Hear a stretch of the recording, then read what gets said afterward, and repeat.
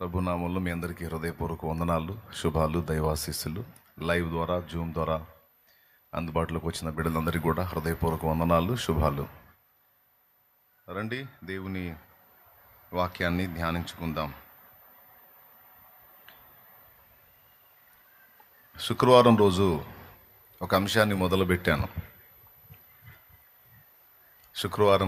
ఒక అంశాన్ని మొదలుపెట్టాను. మీలో ఎంతమంది గుర్తుందో? వారు పెదవులతో నన్ను ఘనపరచుదురు కానీ వారి హృదయము నాకు దూరంగా ఉంది అనే వచనాన్ని మీరే చూపించారు. దాని గురించి నేను మీతో కొన్ని విషయాలు పంచుకున్నాను. అది పాత నిబంధన యెషయా గ్రంథంలోది, క్రొత్త నిబంధనలో ఎక్కడో మీరే చూపించారు. మరి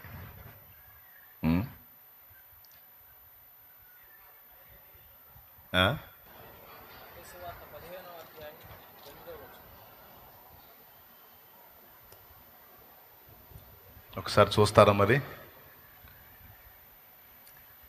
బైబిల్ గ్రంథంలో నుంచి మత్తయి సువార్త 15వ అధ్యాయము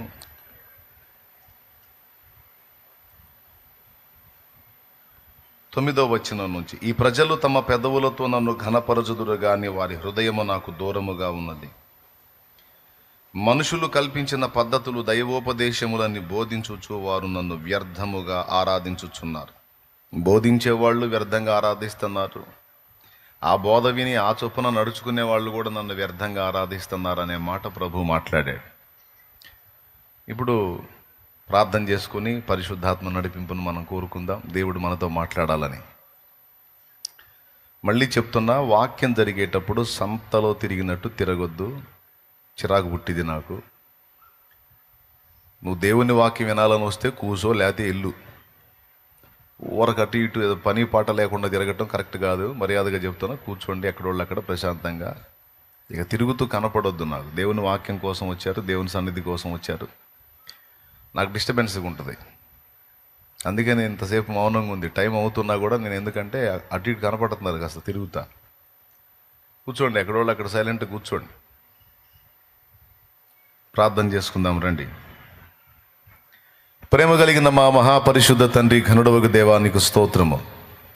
గతించిన కాలమంతా సురక్షితమైన మీ రెక్కల నీడలో నన్ను మమ్మల్ని కాపాడి భద్రపరిచి మరో నూతన శుభోదయాన్ని మాకిచ్చి మొదటి ఆరాధనలో నీ సన్నిధి మా మధ్య ప్రత్యక్షపరిచి మాతో మాట్లాడి మమ్మల్ని బలపరిచి ప్రోత్సహించిన విధానం కొరకు స్తోత్రము. మరోసారి నీ పాదాల చెంతకు వస్తుండగా దయచేసి నాతో మాతో మాట్లాడండి. ఉపదేశాన్ని అడ్డగింపు చూసే సైతాను, దురాత్మ, దయ్య బంధకార శక్తుల ప్రభావం యేసు నామములో బంధిస్తున్నాం.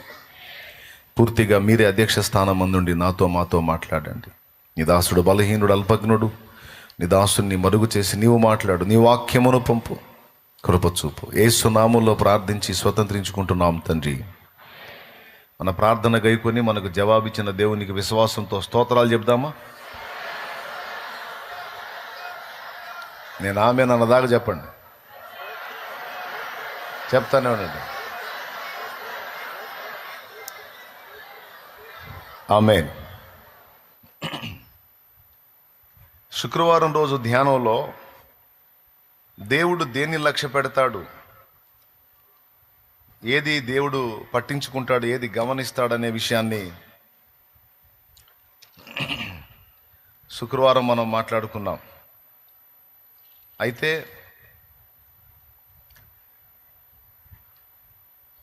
వారు పెదవులతో నన్ను ఘనపరచుదురు కానీ వారి హృదయము నాకు దూరముగా ఉంది అనే మాట మీద ధ్యానించాం. దాని వివరణ కావాలంటే శుక్రవారం ఉపదేశం వినండి.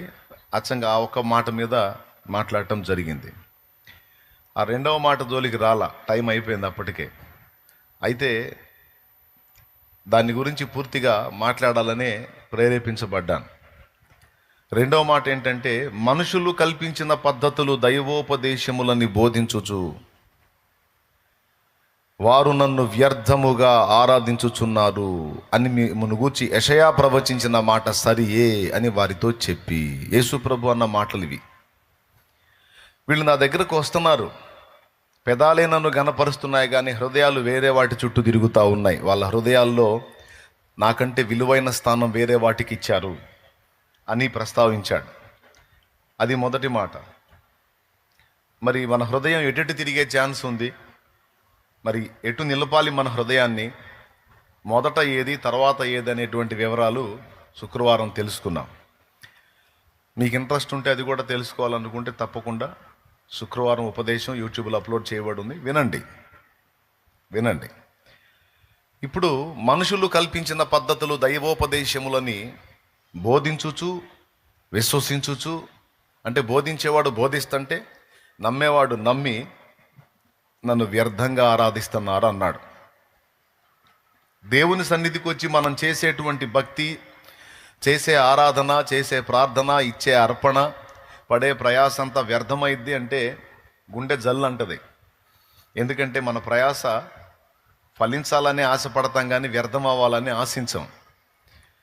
కానీ ఇక్కడ మనుషులు కల్పించిన పద్ధతులు దైవోపదేశములని బోధించుచు వాళ్ళు వ్యర్థంగా నన్ను ఆరాధిస్తున్నారు, అది విని ఫాలో అయ్యేవాళ్ళు కూడా వ్యర్థంగా నన్ను ఆరాధిస్తున్నారు అన్న మాట ఏ సందర్భంలో యేసు ప్రభు వారు అన్నాడంటే,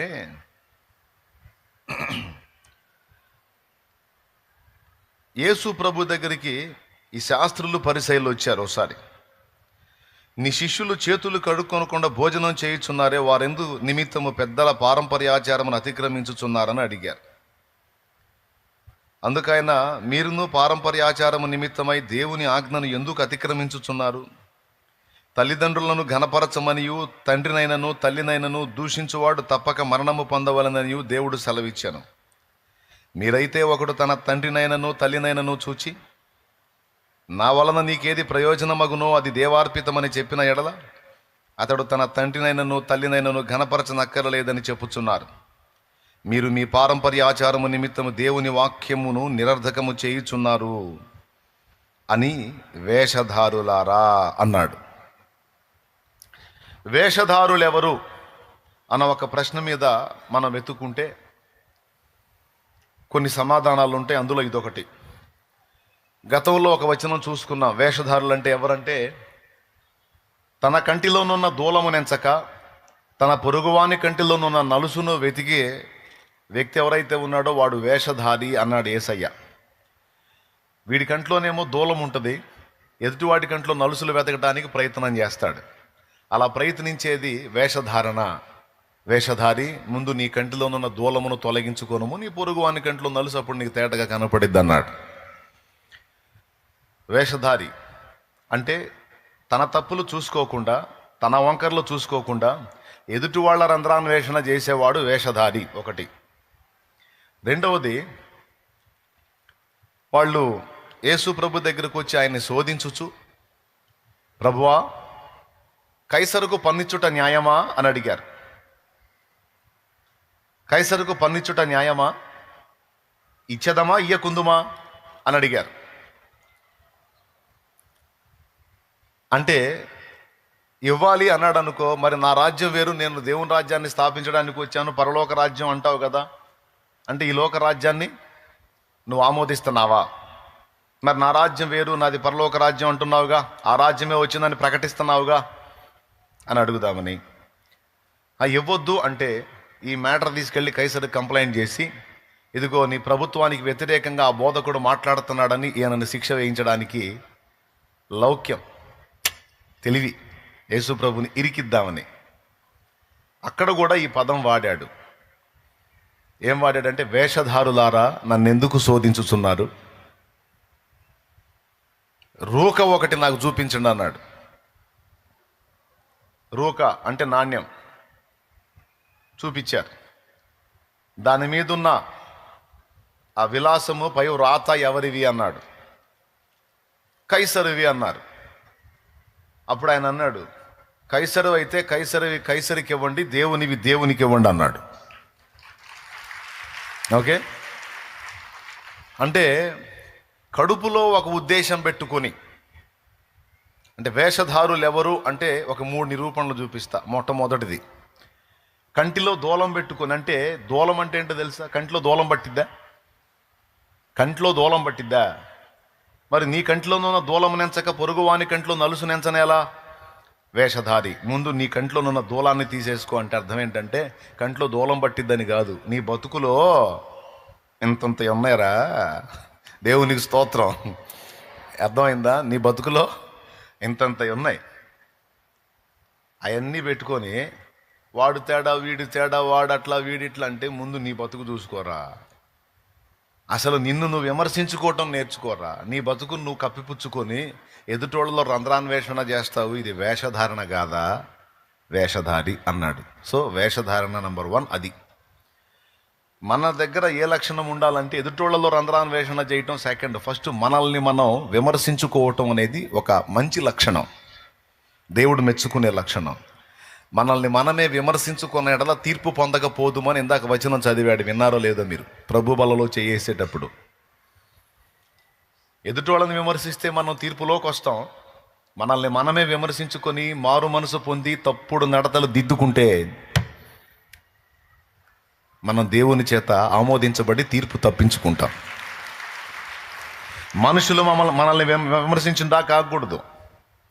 మనుషులు మనల్ని విమర్శించిందా కాకూడదు. దేవుడు మనల్ని తీర్పులో తెచ్చిందా కాకూడదు. ఈ రెండు జరగకముందే మనల్ని మనమే పాయింట్అవుట్ చేసుకోవాలి. ఇది మంచి లక్షణం, యథార్థవంతుల లక్షణం. దేవునికి స్తోత్రం. ఒక దైవజనుడి దగ్గరకు వచ్చి ఒక ఆయన చెప్తున్నాడంట, అయ్యగారు ఫలానా పాస్టర్ గారి గురించి మీకు తెలుసా? ఫుల్ తేడా అండి అన్నాడంట. ఫుల్ తేడా అండి అంటే ఈయన తడుముకోకుండా అడిగాడంట, మరి మంచోళ్ళు ఎవరు బాబు అన్నాడంట. మంచోళ్ళు ఎవరు ఒకడిని చూపించున్నా. బైబిల్ గ్రంథం అబద్ధం కాదు. నీతిమంతుడు లేడు ఒక్కడును, ఏ భేదము లేదు, అందరూను పాపము చేసి దేవుడు అనుగ్రహించు మహిమను పొందలేకపోతున్నారని 2 వచనాలు దేవుని వాక్యం స్పష్టంగా ఉంటే, ఆయన నీతిమంతుడు కాదు, ఈయన పరిశుద్ధుడు కాదు, ఆయన తేడా ఈయన తేడా అంటావు. అసలు వాడు తేడానా, వీడు తేడానా, ఆమె తేడానా, ఈమె తేడానా అనే ఎంచేంత పరిశుద్ధుడిని నేనైతే కాదయ్యా. నాలో ఉండే లోపాలు నాలో ఉన్నాయి. కాబట్టి వాళ్ళ పాపాలు వీళ్ళ పాపాలు ఎంచడం ఎందుకు? నన్ను ఏదో ఆయన కృపతో కరుణించి ఆయన రక్తంతో కడిగి పరిశుద్ధపరిచి నిలబెట్టాడు. లేకపోతే నేను అందరికంటే తేడా అన్నాడు. అప్పుడు వీడికి సౌండ్ ఆగిపోయింది. అది యథార్థవంతుల లక్షణం. అవతలోడు తేడా అనగానే మనమేదో నీతిమంతులమైనట్టు, అవునా ఏందంట అని బిల్డప్ ఇవ్వకూడదు. ఎంతమందికి అర్థమైంది? అవతలోడు తేడా అనగానే అవునా నాకు తెలియదే ఆహా అని నీతిమంతుడా నువ్వు చెవినివ్వాల్సిన అవసరంలే. వాళ్ళు తేడా ఇలా తేడా ముందు నేనే అనుకునే వ్యక్తి యథార్థవంతుడు. తన లోపాలెంచక ఎదుటి వాళ్లలో రంధ్రాన్వేషణ చేసేవాడు వేషధారి. ఒకటి అయిపోయింది.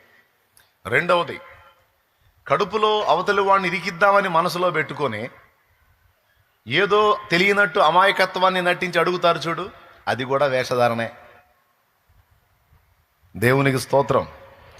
యేసు ప్రభు దగ్గరికి వచ్చి అట్లాగనే అడిగారు, బోధకుడా నీవు సత్యబోధకుడివి, మోమాటం లేనివాడివి, దేవుని సత్య మార్గాన్ని యథార్థంగా బోధించేవాడివని మేము ఎరుగుదుము.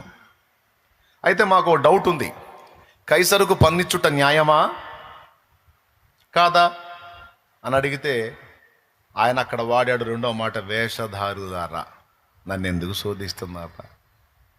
అందరినీ పరీక్షించాల్సింది నేను రా బాబు, మీరు నన్ను టెస్ట్ చేస్తే ఎట్లా అని రోక చూపించమని ఈ రోక మీద ఉన్నటువంటి పై విలాసము పై వ్రాత ఎవరివి? విలాపం అంటే ఏడుపులే, విలాసం అంటే సైన్. ఎవరివి అంటే కైసరికి అండి, దేవునికి అండి. కొండ్ర వేషధారులారని పోయాడు. స్తోత్రం. ఆయన జ్ఞానానికే కేర్ ఆఫ్ అడ్రస్. ఆయన దగ్గరికి వచ్చి డ్యాన్స్ లేకపోతారు వీళ్ళు. ఎట్లా కుదురుతుందండి? జాయింట్లు తీసాడు పెడతాడు ఆయన. దేవునికి స్తోత్రం. 2. మూడవది ఇక్కడ అన్నాడు. ఇక్కడ ఏమన్నాడంటే పారంపర్యాచారాలని హైలైట్ చేసుకొని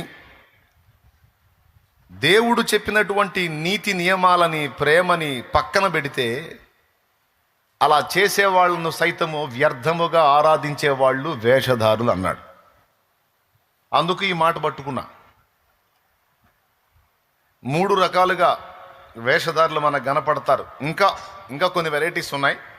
జస్ట్ మచ్చుతునగలాగా ఒక 3 రకాలు చెప్పా. స్తోత్రం. 3 రకాలు. మొట్టమొదటి రకం ఎవరో చెప్పండి, మీరు చెప్పాలి అందరూ. వేషధారులు నంబర్ 1, ఆడి దగ్గర 24 పెట్టుకొని అవతలోడి దగ్గర 1.60 వెతుకుతూ ఉంటాడే, వేషధారి నంబర్ 1. నంబర్ 2, కడుపులో దురుద్దేశం పెట్టుకొని పైకి షో మాటలు మాట్లాడతారే, ఈజీగా అర్థమైంది ఇట్టు చెప్తే. వేషధారి నెంబర్ 2. మూడవది, ఆచారాలని హైలైట్ చేసి దేవుడిచ్చినటువంటి నీతి నియమాలను తృణీకరించేటువంటి వాళ్ళు, దేవుడు చెప్పినటువంటి ప్రేమ, కనికరం, జాలి మొదలైన వాటిని తిరస్కరించే వాళ్ళు వేషధారులు. చేతులు కడుక్కోకుండా తింటున్నారేంటి మీ శిష్యులు అనుకుంటూ వచ్చారు పరిశుద్ధులు. చేతులు కడుక్కోకుండా తింటున్నారేందని. కొంతమంది కలర్ బట్టలు వేసుకొని కనపడుతున్నారు అనుకో, కొంతమంది అంటారు ఆ చర్చికి పోయే వాళ్ళంతా కలర్ బట్టలేనండి, వాళ్ళంతా లోకానుసార్లే, అసలు వైట్ అండ్ వైట్ వేయాలా. ఏమేయాలా?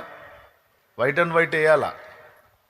అసలు ఆ చర్చికి పోయే వాళ్ళంతా కలర్ఫుల్ వేస్తారు, అంతా వేషధారులే, అంత లోకానుసార్లే.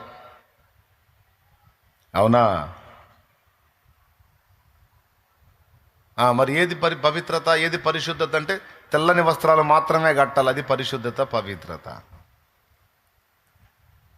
మరి అట్లయితే పరలోకంలో రంగురంగులు ఉండొద్దు కదా, ఓన్లీ వైటే ఉండాలి కదా.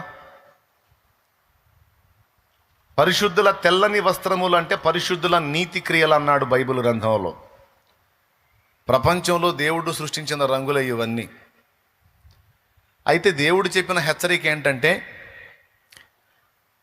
లోకానుసారమైన వేషం వేయకుండా పరిశుద్ధులకు తగినట్టుగా మీరు పైకి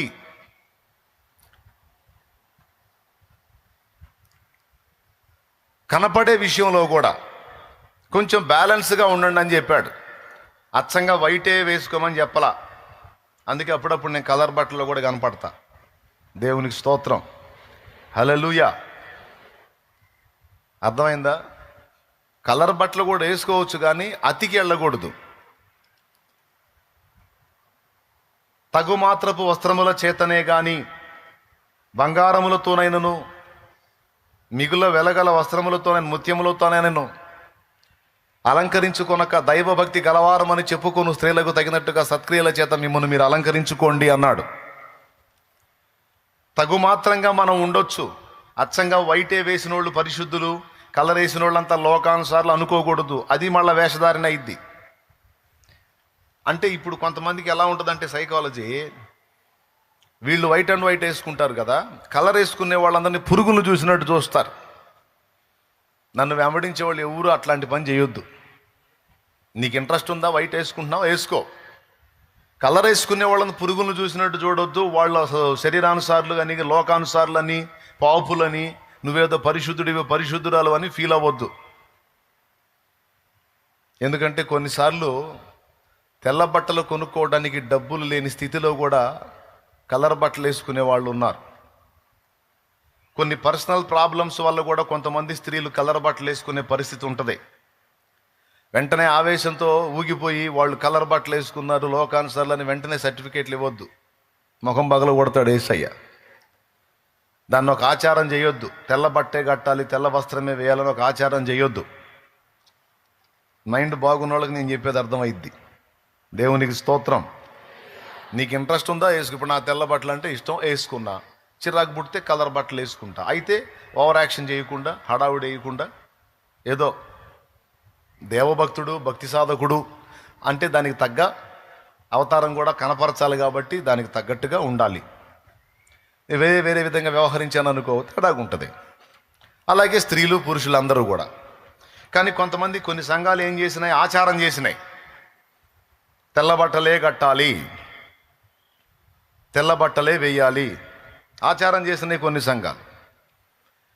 ఇక ఈ ఒక్క ఆచారమే కాదు, ఇక చాలా ఆచారాలు ఉన్నాయి సంఘాల్లో. ఈ ఆచారాలన్నీ ఫాలో అయిన వాళ్ళేమో పరిశుద్ధులు, వీటిని ఫాలో అవ్వకపోతేనేమో వాళ్ళు పాపులు అన్నట్టుగా ఒకళ్ళ మీద ఒకళ్ళు అతిశయపడతా ఉంటారు సంఘాలోళ్ళు.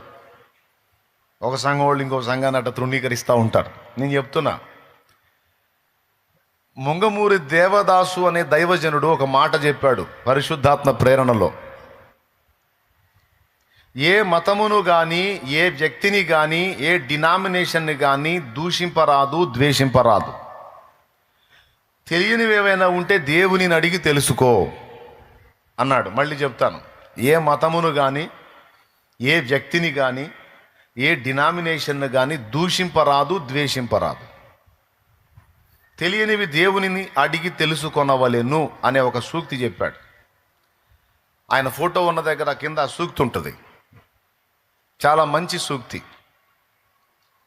దైవిక ప్రేమను, సామరస్యతను చక్కగా కొనసాగింపజేసేటువంటి సూక్తి అది. నీకేదైనా అర్థం కాకపోతే దేవుణ్ణి అడుగు, దేవుడు అర్థమయ్యేటట్టు చెప్తాడు. అంతేగాని నువ్వు చేసిన పని అవతలాళ్ళు చేయలేదని ఆచారాలు పెట్టి అవతలాళ్ళని పురుగులను చూసినట్టు చూడొద్దు. ఫర్ ఎగ్జాంపుల్, నువ్వు బొట్టు తీసేసావు, వినండి బాగా, నువ్వు బొట్టు తీసేసావు. ఒక ఆమె బొట్టు పెట్టుకొని వచ్చింది దేవుని సన్నిధిగా. ఆమె అన్యుల మధ్యలో ఉంటుంది, అన్యురాలుగా ఉండి రక్షణలోకి వచ్చింది. ఫ్యామిలీ ఒప్పుకోలేదు, బొట్టు పెట్టుకొని వచ్చింది. ఇక ఈ బొట్టు కనపడితే చాలు ఇక పురుగు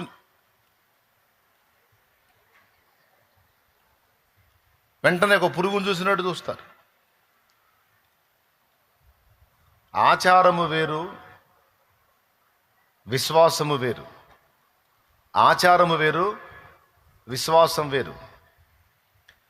మనం ఉన్న సమాజాన్ని బట్టి కొన్ని సంప్రదాయాలు, కొన్ని ఆచారాలు ఉన్నాయి. కొంతమంది అన్యుల్లోంచి దేవుని వైపు తిరగడానికి ఇష్టపడేటువంటి వాళ్ళు మనం పెట్టినటువంటి సెక్షన్స్ను బట్టి కొంతమంది దేవుని వైపుకు రావట్లా. చర్చికి రావాలని, యేసు ప్రభు మాటలు వినాలని, ఆ పాటలు వినాలని, నేను కూడా ఆయన బిడ్డగా నడవాలని నాకు ఆశ ఉందన్నా, కానీ నా కుటుంబం ఇంకా నా కుటుంబం దేవుణ్ణి తెలుసుకోలేదు. నేనే ఈ మధ్యకాలంలో కొంచెం ఆ మాటలకి చెవి పెట్టాను. నాకు రావాలని ఉంది, కానీ రాగానే ముందు బొట్టు తీసేయాలి, గాజులు తీసేయాలి, కలర్ బట్ట కట్టడం తీసేయాలి, మంగళసూత్రం తీసేయాలి, తెల్ల బట్ట కట్టుకోవాలి. మరి మా ఆచారం ప్రకారం ఏమో ముండమోపళ్ళే తెల్ల బట్ట కడతారన్నా. భర్తను కోల్పోయిన వాళ్ళు ఈ బొట్టు తీసేస్తారు, గాజులు తీసేస్తారు, పూలు తీసేస్తారు, మంగళసూత్రం తీసేస్తారు, కలర్ బట్ట తీసేస్తారు, తెల్ల బట్ట వాళ్ళు కట్టుకుంటారు. ఎందుకంటే భర్తను కోల్పోయి వైధవ్య ప్రాప్తి పొందింది విధవరాలు అని. మరి ఇప్పుడు మీరు చెప్పిన ప్రకారం అన్నీ తీసేసి ఆ తెల్ల బట్ట కట్టుకొని తిరుగుతూ ఉంటే మీరేమో పరిశుద్ధరాలు అంటారు, మా సమాజమేమో విధవరాలు అంటారు. అందుకే దీనికి భయపడే నేను తెగించి అడుగేయలేకపోతున్నాను అని అన్నవాళ్ళు ఉన్నారు. ఎక్కడ దాకేందుకు, నా ఫ్యామిలీలోనే అలాంటి ప్రశ్న ఏర్పడింది అనుకో. నేను చెప్పిన సమాధానం ఏంటో తెలుసా? మెడలో ఉన్నటువంటి మంగళసూత్రం తీసేయమని నా భార్యకి నేను చెప్పలా. బొట్టు తీసేయమని చెప్పలా. ఈ సూత్రం దేనికో లాజిక్ తెలుసు నాకు, ఈ బొట్టు దేనికో తెలుసు, ఎందుకంటే చదివి ఉన్నాను కాబట్టి. దాని మూలాలు నాకు తెలుసు. బొట్టు ఎందుకు తీసేసింది అంటే, అసలు బొట్టు పెట్టుకున్న కారణం పరమాత్మ వచ్చి రక్తం చిందించేదానికి సాదృశ్యంగా బొట్టు. ఆ రక్తం ఎవరు చిందించారో తెలుసు. ఆ పరమాత్మని ఇప్పుడు మనం కలుసుకున్నాం కనుక, అసలు రక్తాన్నే మనం ఆశ్రయించాం కనుక ఇక రక్తపు గురుతైనటువంటి దీంతో నిమిత్తం లేదు అని కొంతమంది తీసేస్తారు. అర్థమైందా? నుదుటి బొట్టు, ఎర్ర బొట్టు దేనికి గుర్తు? ఇంటికి రక్తపు గుర్తులు దేనికి గుర్తు? ఆర్యులు అర్పించినటువంటి జంతు బలులు దేనికి గుర్తు?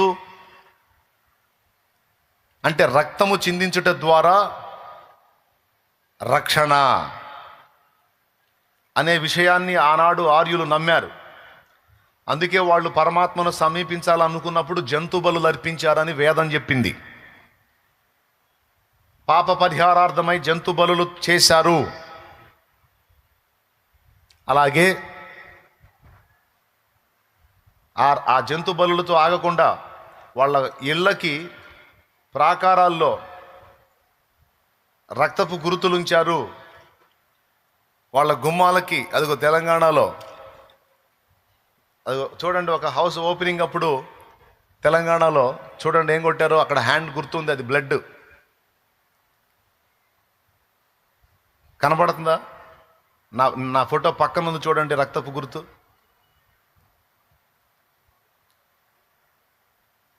అదిగో చక్కగా నీట్గా బిల్డింగ్ కట్టుకొని దాని గుమ్మానికి ఆ పక్క ఈ పక్క ఏం ముద్ర కొట్టారు? జంతువుల రక్తాన్ని చేతులతో అద్ది ఆ గుర్తు కొట్టాడు. ఎందుకు కొట్టాడు అంటే, రక్తము ఏ గుమ్మాల మీద కనపడిద్దో కీడు అనేది ఆ ఇల్లు దాటిపోయిద్ది అని అర్థం. వాళ్ళు పెట్టుకున్న సూచన. అంటే రక్తముతోనే రక్షణ, రక్తముతోనే కీడును తప్పించుకోగలం. కాబట్టి ఆ పాప పరిహారం కావాలంటే రక్తం చిందించబడాలి.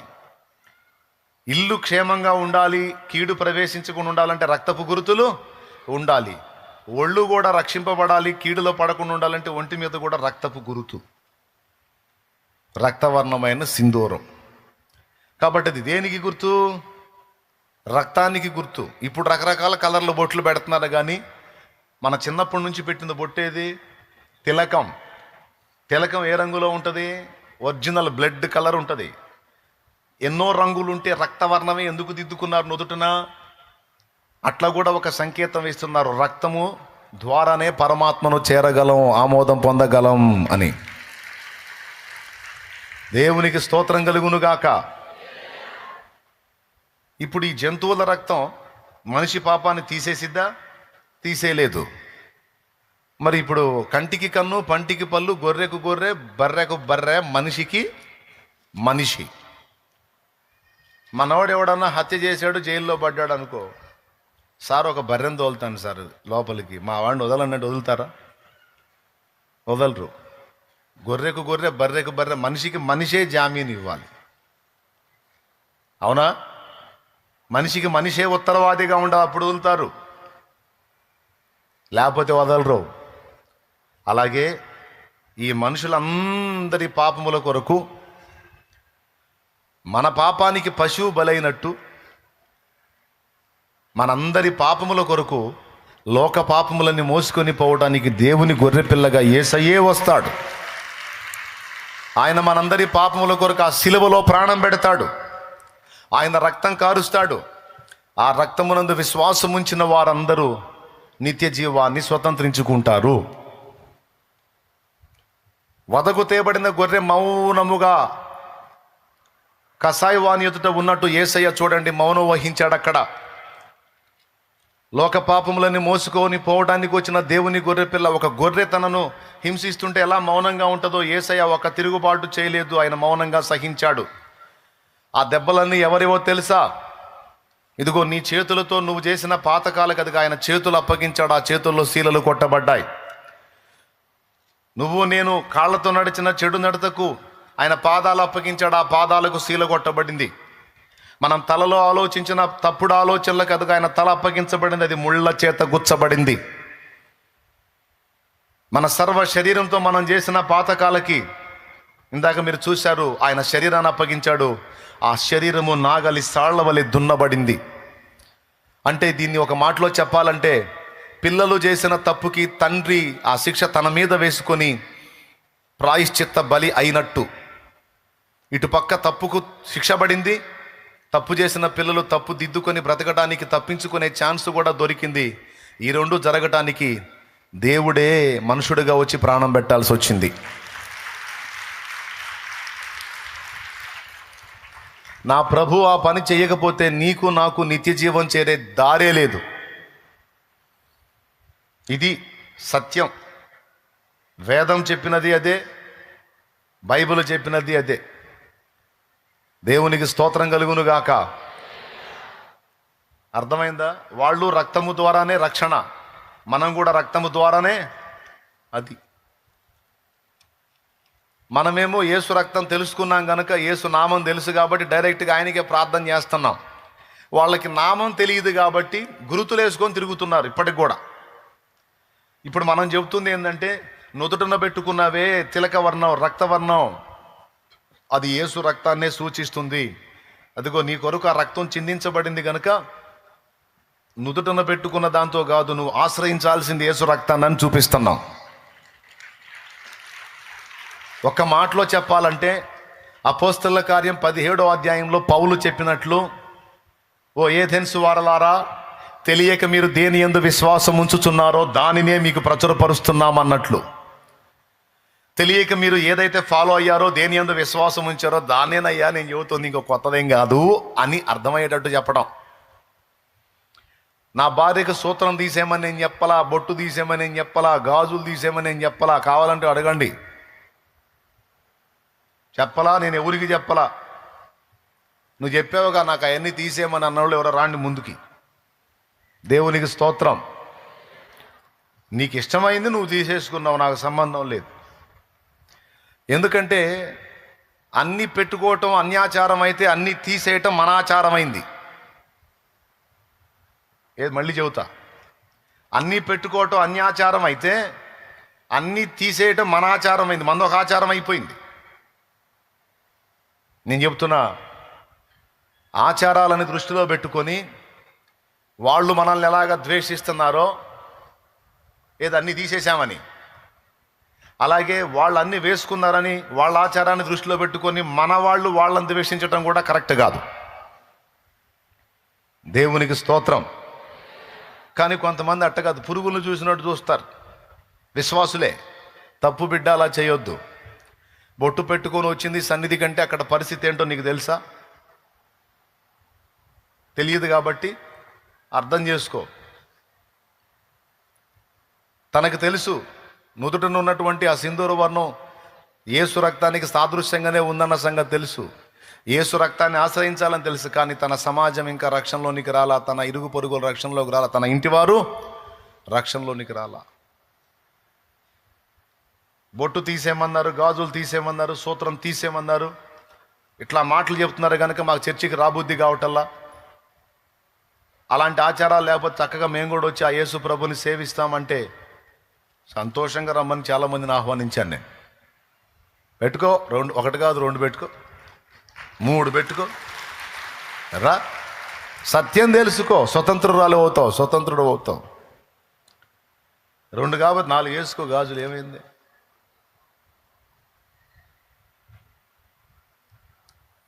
ఏమంటే సూత్రం వేసుకో, పసుతాడు కాబట్టి చాంతాడు కట్టుకో, ప్రాబ్లం లేదు. దేవునికి స్తోత్రం. ఇబ్బందే లేదు, వేసుకోరా. అది ఏంటంటే పురుషులకు ఒక సూచన. మెడలో మంగళసూత్రం అనేది పురుషులకు ఒక సూచన, ఒక ఆచారం. ఒరే పరపురుషులారా, ఇదిగో నేను ఒకనికి భార్యనయ్యాను, ఒకనికి చెందిన స్త్రీని అయిపోయాను, ఇక నా వైపు మోహపు చూపులు చూడొద్దు, నన్ను గూర్చి ఆలోచించొద్దు, నన్ను వివాహానికి కోరొద్దు అని ఒక సంకేతం, మౌన సంకేతం అది. అంతే తప్ప ఇంకొకటి ఏం కాదు. కాబట్టి ఇక్కడ ఉన్నవాళ్ళు కానీ లైవ్లో వినేవాళ్ళు కానీ, నీకు పాసిబిలిటీ ఉండి నీకు ఏ ఇబ్బంది లేకపోతే, నీకు అది బరువు అనిపిస్తే తీసేసుకో, నాకు సంబంధం లేదు. కానీ కొన్ని కుటుంబాలు ఇంకా రక్షణలోనికి రాలేదు గనక ఇలాంటి వాటిని చూపించి వాళ్ళని అడ్డగించటం, మనం కొన్ని దిక్కుమాలిన ఆచారాలు ప్రతిపాదించటం కరెక్ట్ కాదు అని నేను చెప్తున్నా. దేవునికి స్తోత్రం కలుగును గాక. మరి అట్లయితే విగ్రహార్పితం కూడా తినొచ్చుగా అంటారేమో. అది వేరు. మళ్ళా అది విశ్వాసానికి సంబంధించింది. అది విశ్వాసానికి సంబంధించింది. విశ్వాసం వేరు, ఆచారం అది. పంజాబ్ వాళ్ళు పంజాబ్ డ్రెస్ వేసుకుంటారు, అది వాళ్ళ ఆచారం. ఆంధ్రప్రదేశ్ వాళ్ళు చీర కట్టుకుంటారు, ఇది మన ఆచారం. ఇప్పుడు మన పంజాబ్ వాళ్ళు మన చీర కట్టుతున్నారు, మనం కూడా పంజాబ్ డ్రెస్ వేసుకుంటున్నాం. దేవునికి స్తోత్రం. ఏమండి, నడుస్తుంది అట్లా ఇట్లా. కానీ ఆచారం అయితే ఏది మెయిన్? పంజాబ్ వాళ్ళు ఏం కడతారు?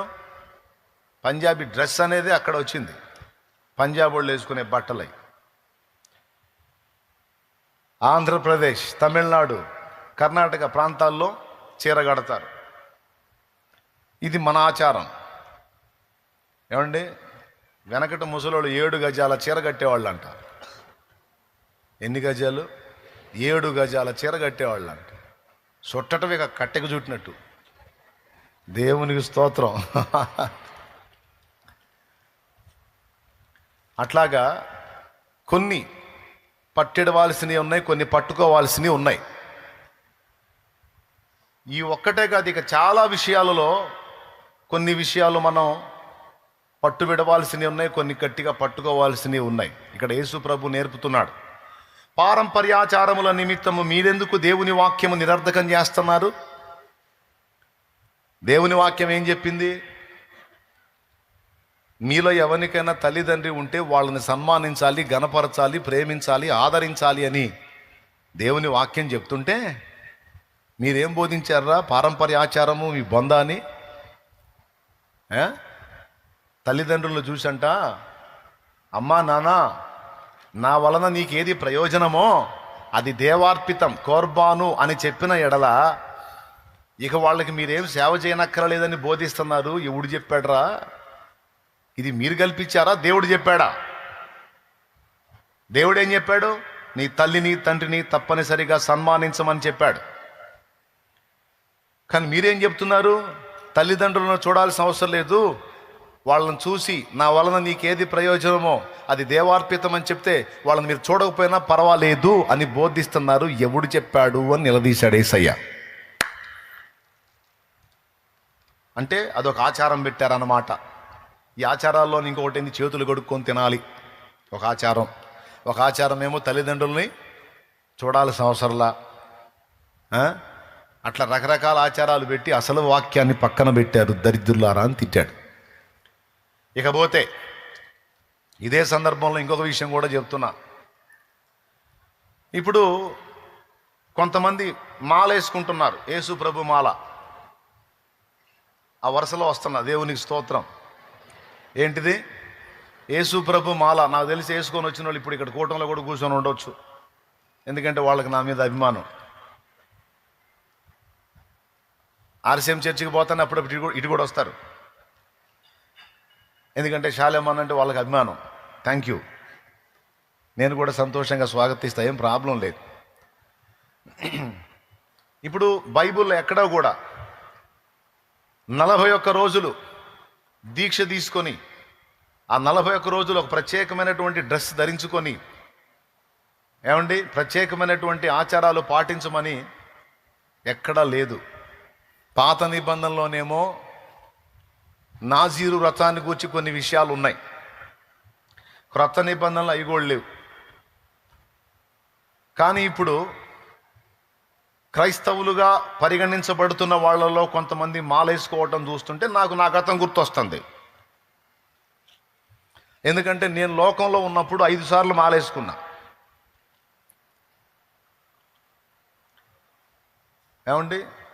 ముద్రమాల, స్ఫటికమాల అని 2 రకాలు వేసుకోవాలి మెడలో. వాటికి సంబంధిత దేవతల లేక ఆ వ్యక్తుల యొక్క ఫొటోస్ ఉంటాయి. పూజ చేసుకునేటప్పుడు వాటికి కూడా చేయాలి. 1, చెప్పులు వేసుకోకూడదు 41 రోజులు. 2, నేల పడక నేల మీద పండుకోవాలి, మంచాలు ఎక్కకూడదు. 3, ఏకభుక్తం, రోజులో ఒక్కసారి మాత్రమే ఆహారం తీసుకోవాలి. అయితే మేము సద్ది పేరుతో భిక్ష పేరుతో, సద్ది పేరుతోనే మధ్యాహ్నం తినేవాళ్ళం, భిక్ష పేరుతో పొద్దున సాయంత్రం తినేవాళ్ళం 3 పూట్ల. మాల వేసుకోకముందు బక్కకున్నోడు మాల అయిపోయి తీసేటప్పటికి నేను చేసింది చెప్తున్నా. నేను మధ్యాహ్నం తినేదాన్ని అన్నం తినేదాన్ని సద్ది అంటాం, పొద్దున టిఫిన్ చేసేదాన్ని భిక్ష అంటాం. అట్లాగ 5 సార్లు వేసుకున్నాం. ఇకపోతే 41 దినం బ్రహ్మచర్య దీక్ష. అలాగే ఎలాంటి అపవిత్రమైన కార్యకలాపాలకు దూరంగా ఉండాలి. అలాగే బహిర్భూమికి వెళితే స్నానం చేయాలి. ఈ విధంగా 41 దినం మండల దీక్ష అంటారు, చేయాలి. చేసి ఆ చివరి రోజు దీక్ష ముగింపులోకి సంబంధిత గుడికో ఆ ప్రదేశానికో వెళ్ళి అక్కడ ఆ దీక్ష తొలగించుకోవాలి. పోయేటప్పుడు ఇరుముడి కట్టుకొని నెత్తిన పెట్టుకోవాలి. అంటే ఏ దేవతకైనా ఏ దైవానికైనా ఆరాధిస్తున్నామో వాళ్ళకి ఇష్ట వస్తువులు అందులో ఉంటాయి. కొబ్బరి టెంకాయలు, అందులో ఆవు నెయ్యి, సంబంధిత వస్తువులు అవన్నీ ఇరుముడిలో ఉంటాయి.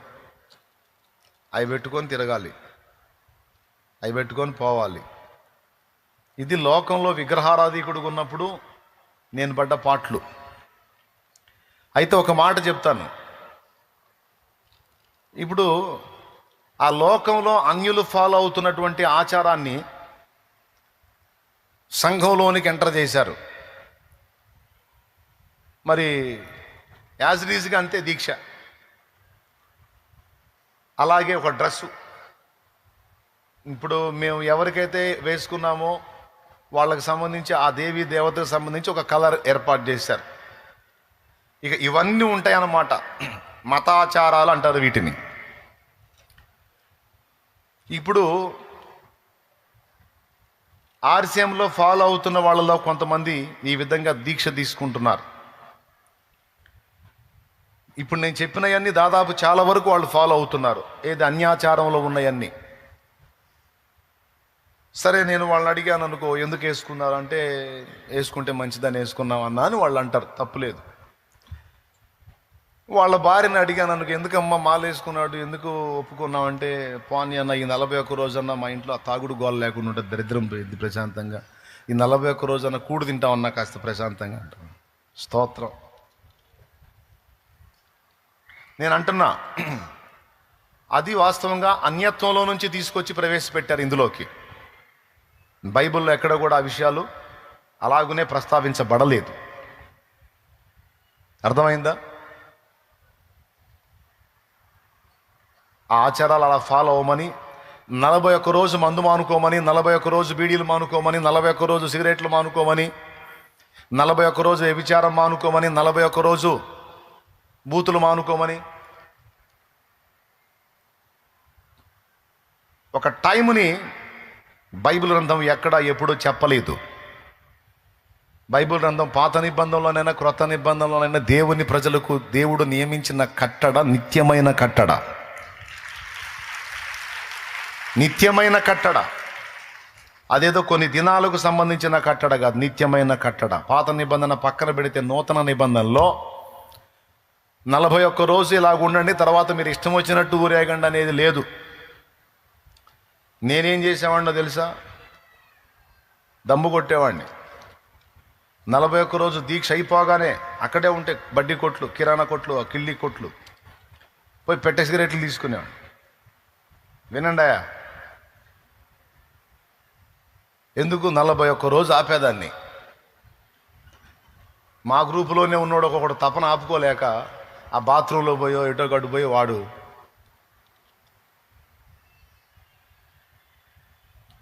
అంటే ఒక వ్యసనాన్ని, వినండి, ఒక వ్యసనాన్ని 41 రోజు ఆపుకుంటే సరిపోయిద్దని చెప్పాడా బైబిల్లో ఎక్కడన్నా?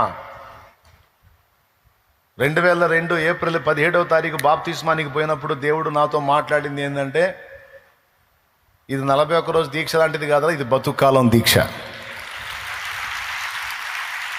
ఇదేం దీక్ష? బ్రతుకాలం దీక్ష. నేను అంటున్నా, మొత్తానికి 41 రోజు అయితే అట్లా ఉండాలని సాహసం చేశారు. అసలు ఈ 40 రోజుల దీక్ష కూడా ఎందుకు పెట్టారో తెలుసా? వాళ్ళు ఒక సైంటిఫిక్ రీజన్ కోసం పెట్టారు. హ్యూమన్ సైకాలజీ ప్రకారం, ఒక మనిషి సైకాలజీ ప్రకారం ఒక పనిని రోజు చేస్తూ చేస్తూ చేస్తూ 40 దినాలు కానీ కంటిన్యూగా చేస్తే ఇక ఆ తర్వాత ఆటోమేటిక్గా అతడు దానికి అలవాటు పడిపోతాడు, ఆ ప్రాచీన విధానాలు మారిపోయి ఒక నూతనత్వంలోనికి వస్తాడు అనేది సైంటిఫిక్ రీజన్. దాన్ని బట్టి 41 రోజులు అని పెట్టారు. కానీ నేను చూసినంత వరకు పొరపాటును కూడా మారలేదు, ఎందుకంటే నేనే మారలేదు కాబట్టి. అర్థమైందా? నేనే మారలా. మళ్ళీ డౌట్ లేకుండా ఇదిగో వేసుకున్న ప్రతిసారి ఇదొక పని, మళ్ళీ చేతిలో కర్పూరాలు కాల్చడం, హ్యాండ్ మధ్యలో ఒక చుక్కలా కనపడుతుంది చూడండి, అది కర్పూరం కాల్చుకున్నది. స్పూనుల్లో చెంచాల్లో కాకుండా అరిచేతిలో కర్పూరపు కణిక పెట్టుకొని దాన్ని ముట్టించి తిప్పా. భక్తి, పరమాత్మ సాక్షాత్కారం. సరసర సరసర చర్మం అంతా చేయంతా నిలువున కాలిపోతున్నా సరే నా భక్తికి మెచ్చి పరమాత్మ సాక్షాత్కరిస్తాడేమో అనుకుని అక్కడ చేస్తే ఈ పరమాత్మ సాక్షాత్కారం అయ్యాడు.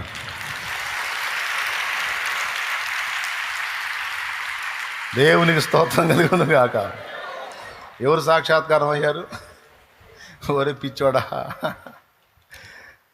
అక్కడ ఏమి లేదురా, ఉన్నది నేనని అదిగో ఆయన నాకు తను తాను బయలుపరుచుకున్నాడు. యేసు ప్రభు మత్తయి సువార్త 11వ అధ్యాయం 28వ వచనం నుంచి కిందికి చదివితే ఒక అద్భుతమైన మాట అన్నాడు. ప్రయాసపడి భారము మోయిచున్న సమస్త జనులారా నా యొద్దకు రండి, నేను మీకు విశ్రాంతి కలుగజేతును. నేను సాత్వికుడను దీన మనస్సు గలవాడను గనుక మీ మీద నా కాడి ఎత్తుకొని నా యొద్ద నేర్చుకొనుడి, అప్పుడు మీ ప్రాణములకు విశ్రాంతి దొరుకును. ఏలయనగా నా కాడి సులువుగాను నా భారము తేలికగాను ఉన్నవి. అది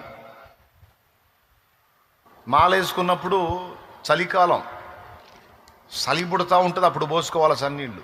మళ్ళీ వేడి నీళ్ళు పోసుకోకూడదు, సన్నీళ్ళ స్నానం చేయాలి. నా యేసయ్య సన్నీళ్ళ స్నానం చలికాలం రోజుల్లో తెల్లవారుజాము చేయమని చెప్పలా. స్తోత్రం, హల్లెలూయా. నువ్వు మామూలుగా చేసే స్నానం చేయరా, కానీ తెల్లవారుగానే ముందు మోకాళ్ళు వేసి ప్రార్థనలో నన్ను కలుసుకోమని చెప్పాడు. మోకాళ్ళుని ప్రార్థన అయితే చేస్తాం, కానీ స్నానం చేయాలంటే కష్టంగా. నా కాడి సులువు నా భారము తేలిక. కాళ్ళకు చెప్పులు లేకుండా తిరగమల్లా వేసుకొని తిరుగు, కానీ మందిరంలో చెప్పులేడు. స్తోత్రం, అర్థమైందా? నా కాడి సులువు నా భారము తేలిక. నేల మీద పండుకో, చెవుల్లో కాళ్ళ జర్లు పోయినా పురుగులు పోయినా అట్నే సావు అని చెప్పలా. మంచం మీద పండుకోనాయన అన్నాడు. దావీదు అన్నాడు, నేను పరుండి నా పడక మీద ధ్యానించేదను, నిన్ను గూర్చి ధ్యానించేదను అన్నాడు. స్తోత్రం. నువ్వు మంచం మీద పండుకుంటానంటే ఏయ్ కింద అల్లా పండుకోరా బాబు, పండుకో, పర్వాలేదండి. నువ్వు అనకూడదు. బహిర్భూమికి వెళ్ళొచ్చావు అనుకో, స్నానం చేయాలని చెప్పలా, శుభ్రపరచుకొని వచ్చేసేమని. ఎక్కడా కూడా యేసయ్య బరువైన కాడి పెట్టినట్లు లేదు. మనకున్న పథ్యమల్లా ఒక్కటే పెద్ద పథ్యం, అదే పాపం. అదొక్కటి చేయొద్దన్నాడు. కొడితే గట్టిగా.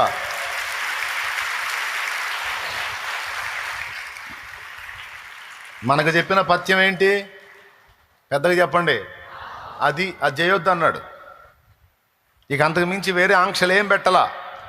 నువ్వు సహజంగా సామాన్య జీవితం ఎలా బతుకుతావు అలా బతకమన్నాడు.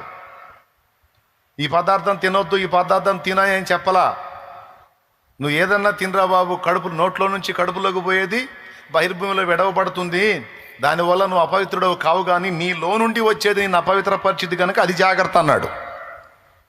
ఎక్కడ కూడా యేసయ్య బరువైన కాడి మోపినట్టు మనకు కనబడదు.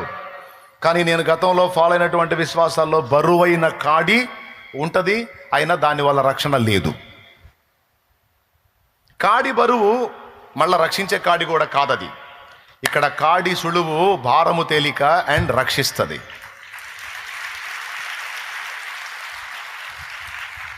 సో నేను ఇక్కడ ఉన్నటువంటి వాళ్ళలో మాలేసుకున్న వాళ్ళు కూడా చెప్తున్నాను ఏంటంటే, కూటమైనా కనపడుతున్నారు నాకు, అందుకని చెప్తున్నాను, బ్రదర్స్ మీరు తప్పు చేశారని నేను చెప్పట్లా, కనీసం ఒక 40-41 రోజు యేసు ప్రభులో ఉండాలని మీరు కోరుకున్నారు. నేను చెప్పేది ఏంటంటే, ఆ వేసుకున్న మాల ఏదో పర్మనెంట్గా వేసుకోండి అని చెబుతున్నా.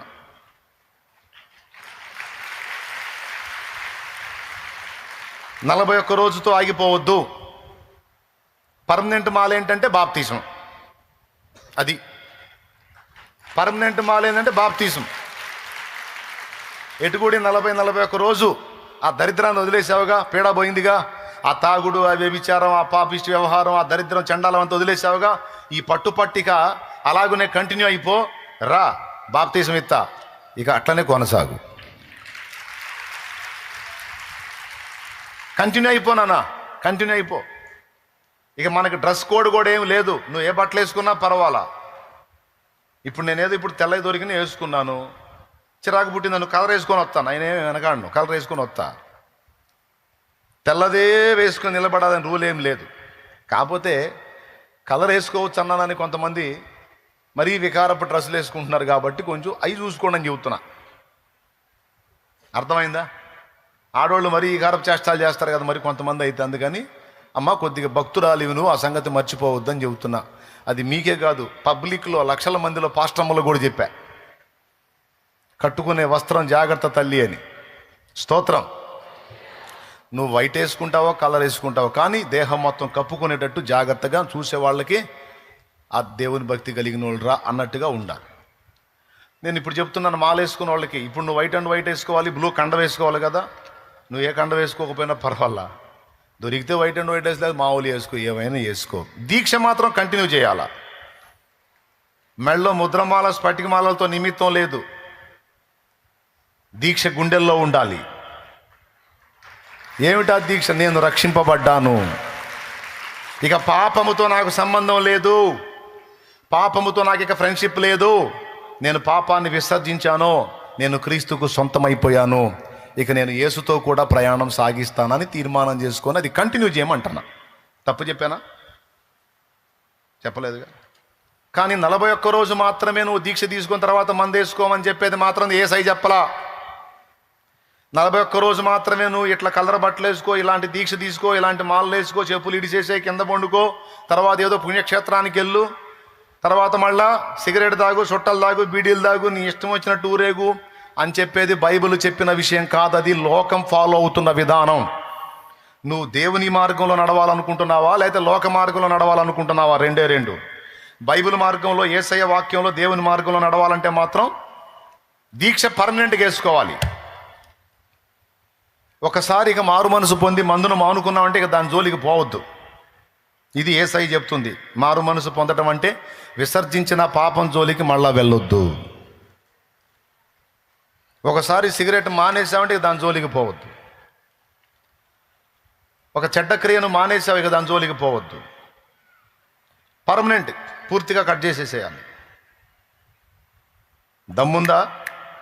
నిజంగా మారి దేవునికి సాక్షిగా బతికే దమ్ముందా? రా. ఇవాళ తారీఖు ఎంత? ఎంతో కొంత 23. బాప్తిస్మాలు ఎప్పుడు అంటే ఎప్పుడు? రేపు వచ్చే బుధవారం. రా, దమ్ముంటే రా. 40-41 రోజు, 51 రోజు కాదు, దా. లైఫ్ లాంగ్ దీక్షిస్తుందా? లైఫ్ లాంగ్ వేస్తుందా? నీ మెడలో దండలే వేయను, నీ మెడలో కండవలు అంతకంటే వేయను. నీళ్ళల్లో దించి నెత్తిమే చేయబెట్టి నీ చేత ఒప్పందం చేపించి ముంచి లేపుతా. కథం. నమ్మి బాప్తిస్మ ముందు నరులకు అన్నాడు, కానీ మాల వేసుకొని వారికెన్లా 41 దినములు దీక్షలో కొనసాగితే ధన్యులని చెప్పలా. ఏమండి, అది లోకం పాడిన పాట. 41 దినములు దీక్షలో కొనసాగితే ధన్యులు, ఇది లోకం పాడే పాట. కానీ దేవుడు పాడిన పాట ఏందో తెలుసా? నమ్మి బాప్తిస్మ ముందు నరులకు రక్షణ మరిగల్గును, నమ్మి బాప్తిస్మ ముందు నరులకు రక్షణ మరిగల్గును, నమ్మనొల్లకపోయేడు నరులకు నరకంబు సిద్ధమనెను, దేవుని ప్రేమ ఇదిగో జనులార భావంగు నందెలియగే. చాలేమన్నా?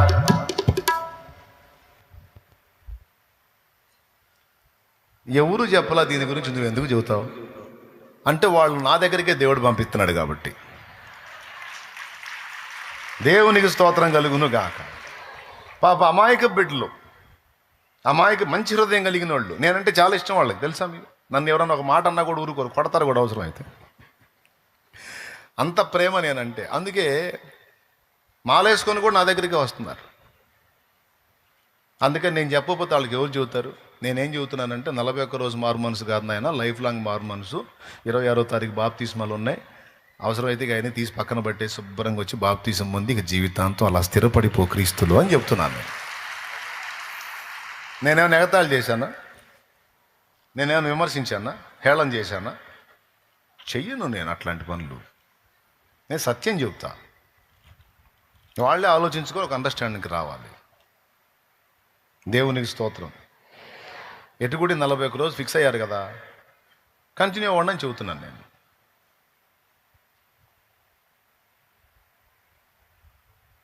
ఎంతమందికి అర్థమైందో? కంటిన్యూ అవ్వాలనుకుంటే ఎప్పుడు రావాలి? 26వ తారీఖు ఎన్నింటికి రావాలి? 10ంటికి రావాలి. ఇప్పుడు మనం బాప్తీసం పొందిన వాళ్ళు చేతులు ఎత్తండి. ఇది మేము లైఫ్ లాంగ్ వేసుకున్నాం దీక్ష, కాబట్టి ఎవరన్నా దీక్ష వేసుకుంటే వాళ్ళు మాకంటే తక్కువే. ఆఫ్టర్ ఆల్ 41 days, 41 రోజు మేము లైఫ్ లాంగ్.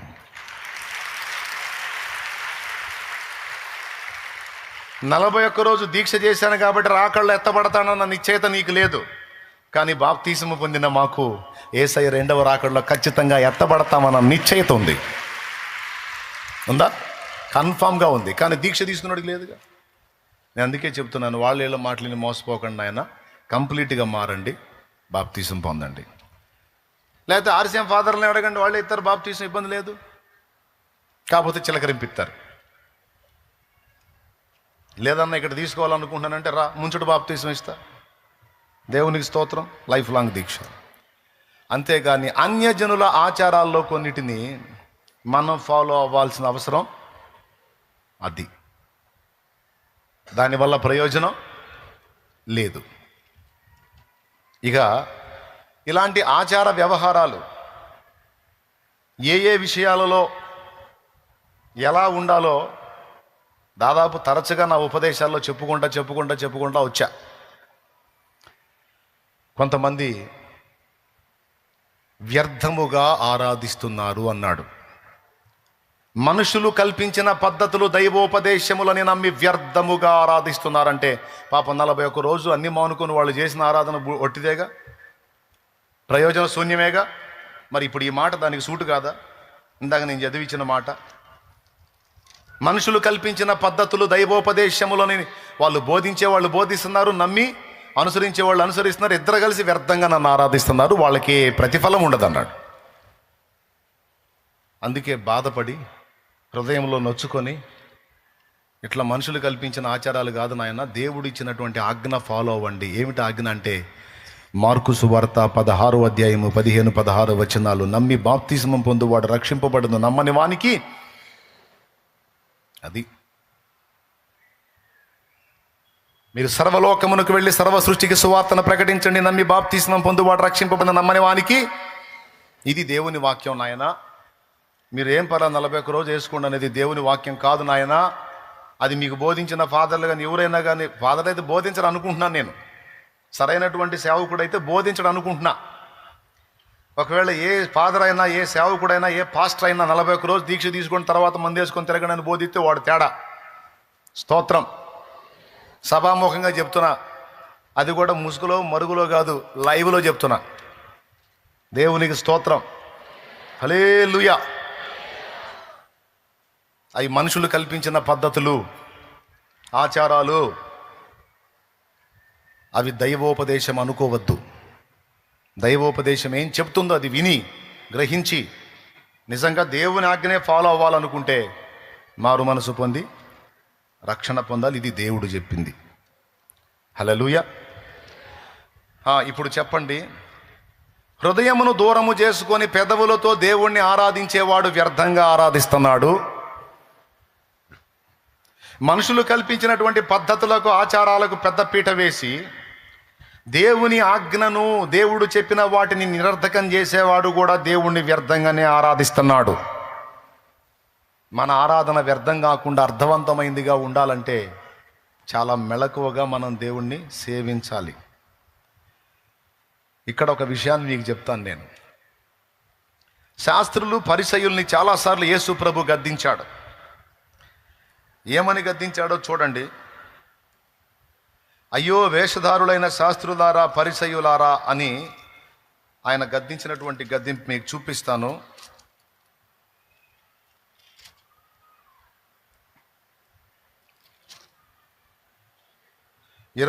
వచనం 23 చదువు.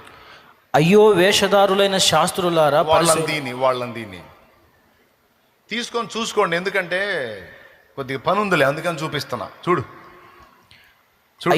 అయ్యో వేషధారులైన శాస్త్రులారా పరిసయులారా, మీరు పుదీనాలోను సోపులోను జీలకర్రలోను 10వ వంతు చెల్లించి ధర్మశాస్త్రములో ప్రధానమైన విషయములను అనగా న్యాయమును కనికరమును విశ్వాసమును విడిచిపెట్టితిరి. వాటిని మానక వీటిని చేయవలసి ఉండెను. చాలు. అయ్యో వేషధారులైన శాస్త్రులారా పరిసయ్యులారా, మీరు పుదీనాలోను సోపులోను జీలకర్రలోను కూడా దశంభాగాలు తెస్తారు. ఇన్ని బాగా ఫాలో అవుతారు, కానీ ధర్మశాస్త్రంలో ప్రధానమైన విషయములను అనగా న్యాయ ప్రవర్తన, కనికరము చూపుట, విశ్వాసము. కనికరం అంటే ప్రేమ అండి. ప్రేమ, జాలి, దయ, కనికరం 3 చెప్పాడు. 1 న్యాయం, 2 కనికరం, 3 విశ్వాసం. ఇవి ముఖ్యం. మీరు వీటిని పక్కన పెట్టి మిగిలినవన్నీ ఫాలో అవుతున్నారా? ఇది ఎట్టుందంటే దోమ లేకుండా వడగట్టి ఒంటిని మింగారంట. స్తోత్రం. ఏమైనా అర్థమైందా మీకు? దోమ కూడా లేకుండా వడగట్టి ఎగ్దం ఒంటిని మింగారంట. ఎంతమందికి అర్థమైంది? అట్టుందిరా మీరు చేసే పని. మీరు బిల్డప్ ఏమో దోమ లేకుండా వడగట్టినట్టు బిల్డప్, మీరు మింగేదేమో ఒంటెలనిరా బాబు. మీకు తెలుసా మీరు ఏం చేస్తున్నారు? మీకు తెలుసా మీ భక్తి ఏమైపోతుందో? అది వ్యర్థమైపోతుందిరా పిచ్చోళ్ళారా అన్నాడు దేవుడు. ఎందుకు వ్యర్థమైపోతుందంటే దేవుడు చెప్పిన ప్రధానమైన వాటిని నిర్లక్ష్యం చేయటం వల్ల. నీ కలిగిన దానిలో నుండి 10వ భాగం ఇవ్వాలనేది దేవుని వాక్యమే. అక్కడే ఉంది, వాటిని మానక వీటిని చేయవలసి ఉన్నది అన్నాడు. అవి చేయాల్సిందే. ఎందుకు 10వ భాగం ఇవ్వాలి? పుదీనాలోను సోపులోను జీలకర్రలోను నీ కలిగిన సమస్తములోను అంటే నా మందిరములో ఆహారం ఉండు నిమిత్తము. ఒక్కొక్క దరిద్రుడు ఉంటాడు. సేవకులు 10వ భాగాలు అడుగుతారని అన్యుల్లో కొంతమంది దరిద్రులు ఉన్నారు. వాడికి తెలియదు, ఒకటి జీవితానికి అర్థం కాదు. 10వ భాగాలు ఎందుకు అంటాడు. అరే మీరు మీరు మీరు అడిగే అడుగుతున్నారుగా. మరి 10వ భాగాలు ఎందుకంటే మేము లాజిక్ చెప్తున్నాం. మరి మేము మిమ్మల్ని అడుగుతాం, మీరు చెప్పండి. 10వ భాగం ఎందుకంటే దేవుని వాక్యంలో చెప్పాడు, నా మందిరము సమస్తమైన అన్యజనులకు ప్రార్థనా మందిరం అనబడును అని ఒక మాట అన్నాడు. 2వ మాట ఏమన్నాడు? నా మందిరములో ఆనందింపజేస్తాను అన్నాడు. 3వది ఏమన్నాడు? నేను వారిని పోషించేదను అన్నాడు. అనేక మందికి దేవుని మందిరములో ఆహారం దొరకాలి. గుడ్డివారు, కుంటివారు, మూగవారు, కాలు చేతులు లేనివారు, వికలాంగులు, విధవరాండ్రు, అనాథలు, పిల్లలు త్రోసివేసిన వృద్ధులు, ఏ దిక్కు లేనోడికి ఎవరు దిక్కు అనుకొని వస్తారు మందిరానికి. నా మందిరానికి వచ్చిన భాగ్యులకు పట్టడన్నం దొరకాలి. నేను మీ పంటల్ని, మీ కలిగిన సమస్తాన్ని ఆశీర్వదిస్తా. మీ కలిగిన దానిలో నుండి 90% మీరు తీసుకొని 10% తీసుకొచ్చి నా మందిరంలో పెట్టండి. ఎందుకు పెట్టాలని అడుగుదురా? ఒకనాటికి నీకే అన్నం లేని రోజు వచ్చినప్పుడు అదే నీకు ఆహారం అయిద్దిరా పిచ్చోడా అని. అది దేవుడు చెప్పింది. నీకే ఆహారం లేని దినాన అదే నీకు ఆహారం అయిద్దమ్మా. లేకపోతే నువ్వు ఏ అభాగ్యుడిని తీసుకొచ్చినా, ఏ అభాగ్యురాలను తీసుకొచ్చినా పట్టెడన్నం మందిరంలో దొరికిద్ది. కాబట్టి ఎప్పుడు సన్నిధిలో సమృద్ధి ఉండాలి, అందుకని తెచ్చేయమన్నాడు. తండ్రి సన్నిధిలో నేను అది చెప్తా, నీకు సమృద్ధి ఇచ్చాడా దేవుడు, తెచ్చేయి. నీకు లేదా వచ్చి తీసుకొని పో. బాహాటంగా చెప్తున్నాను నేను. ఉందా తెచ్చేయి, లేదా తీసుకొని పో.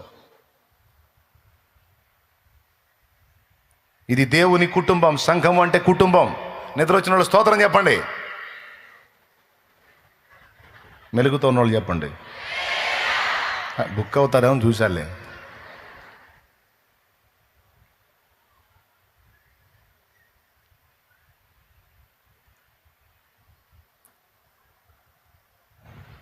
సన్నిధిలో ఆహారం ఉండాలంటే పరిశుద్ధులు వాళ్ళ రాబడిలో నుండి తీసుకొచ్చి ఇక్కడ వేయాలి. లేనివాడు వచ్చి తీసుకొని పోవాలి. సంఘంలో ఉన్నవాడు పస్తుతో ఉండడానికి వీల్లేదు, బిడ్డల్ని పస్తు పెట్టడానికి వీల్లేదు. ఇది క్రమం. కాబట్టి ఇది చేయాలి. దీంతోపాటు న్యాయము, కనికరము, విశ్వాసము, ఈ మూడింటిని కూడా మీరు విడిచిపెట్టకూడదు అని మాట్లాడాడు. ఇప్పుడు ఆచార సంబంధులు వీటిని ఎలా వదిలేస్తారో ఒక ఎగ్జాంపుల్ యేసయ్యే చెప్పాడు. చూస్తారా బైబిల్లో? చూడండి, లూకాసు వార్త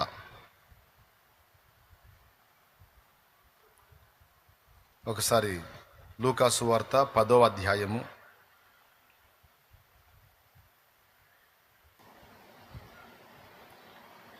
25వ వచనం, 10:25. నేనే చదువుతాను, మీరు ఇంట్రెస్ట్గా వినండి, జాగ్రత్తగా వినండి.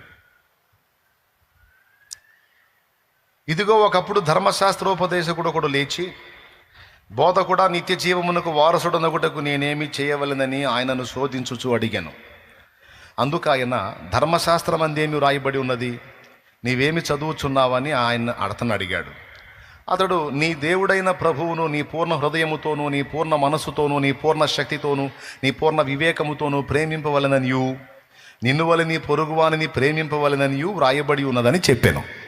భలే చెప్పాడు, బాగుంది.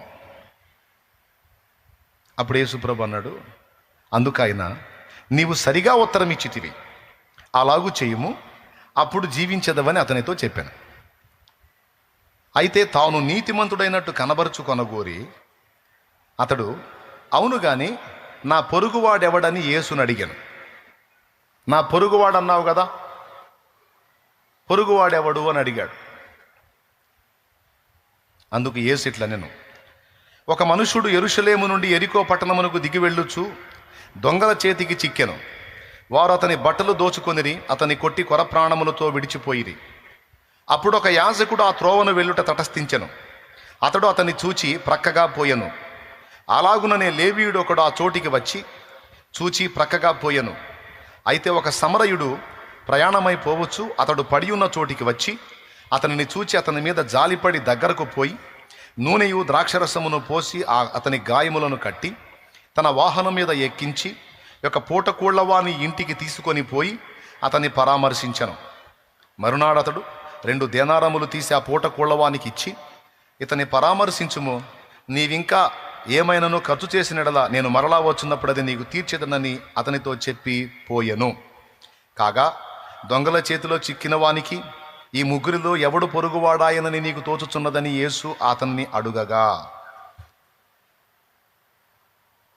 అతడు అన్నాడు, ఎవరింకా ఆయన మీద జాలిపడిన వాడే అనెను. అందుకు యేసు, నీవును వెళ్ళి అలాగూ చేయమని అతనితో చెప్పాను. క్లియర్గా అర్థమైందా మీకు? రైట్, ఇప్పుడు మ్యాటర్కి వస్తా, వినండి. యేసయ్య చెప్పినటువంటి ఈ ఎగ్జాంపుల్లో యెరూషలేము నుండి ఒకడు యెరికోకి దిగిపోతున్నాడంట. మార్గ మధ్యలో దొంగలు పట్టుకున్నారు. దొంగలు పట్టుకుంటే జాలి పడతారా? కొట్టి పడేశారు, రక్తాలు గారేటట్టు కొట్టారు. కొట్టి వాళ్ళ దగ్గర ఉన్నవన్నీ దోచుకున్నారు, ఆఖరికి వస్త్రాలు కూడా దోచుకొని పోయారు. కొర ప్రాణముతో అంటే చచ్చిపోయే పరిస్థితికి వెళ్ళిపోయాడు. అంతసేటు కొట్టి పడేసి వెళ్ళిపోయారు. వాళ్ళు అసలు ఏమాత్రం ఓపిక లేకుండా చచ్చిపోతాడు ఇంకాసేపట్లో. అయితే ఆ మార్గమున యాజకుడు ఒకడు పోతున్నాడు. యాజకుడు అంటే మీకు తెలుసా? దేవాలయములో పెద్ద, దేవాలయ కైంకర్యములలో ముఖ్యమైన పార్ట్ పోషించేవాడు యాజకుడు. యాజకుడు ఆ త్రోవను పోతా ఉన్నాడు. వీడిని చూశాడు. కనీసం వాడిని ఆగి చూసి పలకరించి పరామర్శించి ఏం చేయలా, అలాగ దాటి వెళ్ళిపోయాడు. దేవునికి స్తోత్రం కలుగునుగాక. ఏమనుకొని పోయి ఉంటాడు యాజకుడు? నేను చెప్పనా? వీడు అసలు ఈ రాత్రి జామున ప్రయాణం చేసి ఇలా దొంగల చేతికి చిక్కడం మొదటి తప్పు.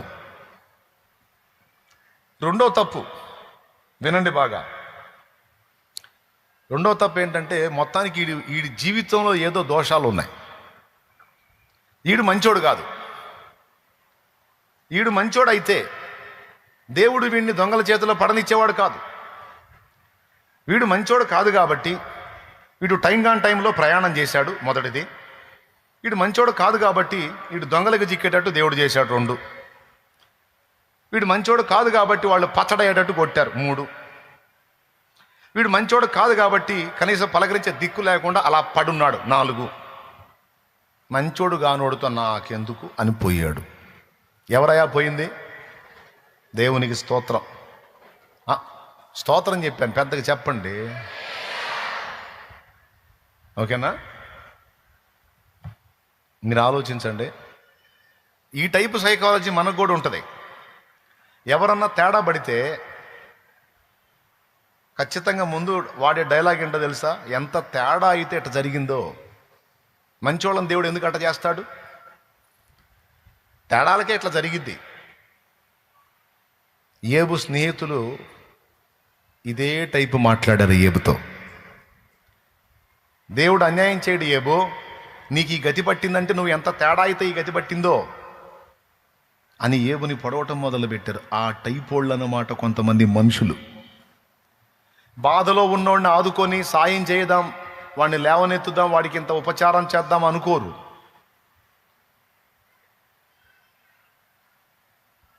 ఏమండి, హెల్ప్ చేసే దగ్గర మంచి ఏంటి చెడ్డ ఏంటి, వాడు బాధితుడా కాదన్నది ముఖ్యం. కానీ వాడు పెద్ద మనిషా, వాడు చెడిపోయినవాడా మంచోడంటే అరే సస్తనాడు వాడు మంచోడా చెడ్డోడనే తీర్పుల తర్వాత తీరుద్దాం, ముందు వాడి ప్రాణం నిలబడేటట్టు అంత సాయం చేద్దాం అనుకోరు కొంతమంది.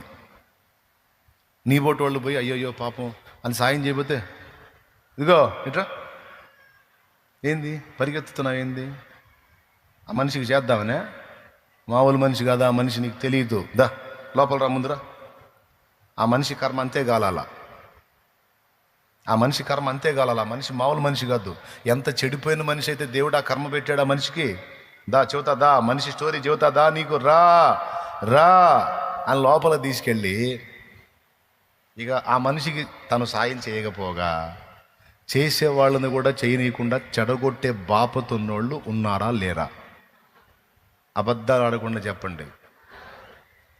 ఆ ఉన్నోళ్ళల్లో నువ్వు కూడా ఉన్నావా లేదా? ఇదిగో నాటకాలొద్దు. తెలిసి తెలియనప్పుడు నువ్వు కూడా అట్లా ప్రవర్తించావా లేదా? ప్రవర్తిస్తే చెప్పు. మనమేం పెద్ద మనుషులం కాదు. అసలు ఎట్లా మాట్లాడతారంటే ఎట్లాంటి వాళ్ళు ఉంటారా? ఉంటారు. ఎందుకు ఉంటారా? ఉంటారు. నీ సంగతి ఏంది అని అడిగితే నేను ఏమో ఎప్పుడో చేసి ఉంటాను నేను కూడా అట్ట. మరి ఉంటారు అనేది నువ్వు ఒప్పుకో మర్యాదగా. నేను ఒప్పుకుందాం. మనమందరము కాకపోయినా మన కొందరు అలాంటి వాళ్ళు అయి ఉండవచ్చు. మనం చేయకపోగా చేసేవాళ్ళని చెయ్యనీయకుండా అడ్డగించి ఎందుకు చేయొద్దో లాజికల్ చెప్పేటువంటి పనికి మాలిన వ్యక్తులుగా మనం ఉంటే అసహ్యపడతాడు దేవుడు. అవసరమైతే యేసు ప్రభు వచ్చినా సరే వీళ్ళు లాగుతారు వెనక్కి. యాడికి ప్రభు? ఆ మనిషి సాయం చేయడానికి పోతున్నాం. మామూలు మనిషి కాదు ప్రభు, పచ్చి వ్యభిచారే, దానికి కర్మ గాలింది, పాపం పండింది, అందుకే దానికి ఆ గతి పట్టింది, నువ్వు రా యేసయ్య అట్టంటే వాళ్ళ దగ్గరికి పోతారు, రా అని లాక్కొని పోతారు.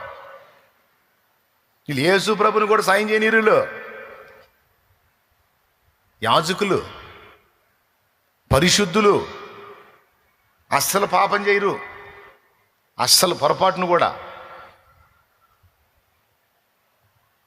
ఇలాంటి బుద్ధి కలిగి నువ్వు వచ్చి చర్చిలో హల్లెలూయా స్తుతి మహిమా అంటే లేదు. యేసుప్రభు ఎట చూస్తాడు తెలుసా?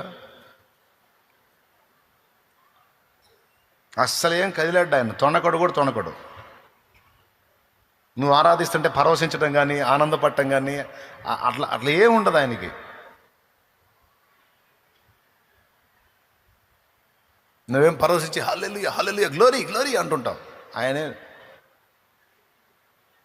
ఏంటి నీ గోల, నా ఎక్కట్లేదు దేపో పనికి మాలిందని అంటాడు. ప్రభువా నోరు మొయ్ పనికి మాలిందానా, నోరు మొయ్ పనికి మాలినాడా.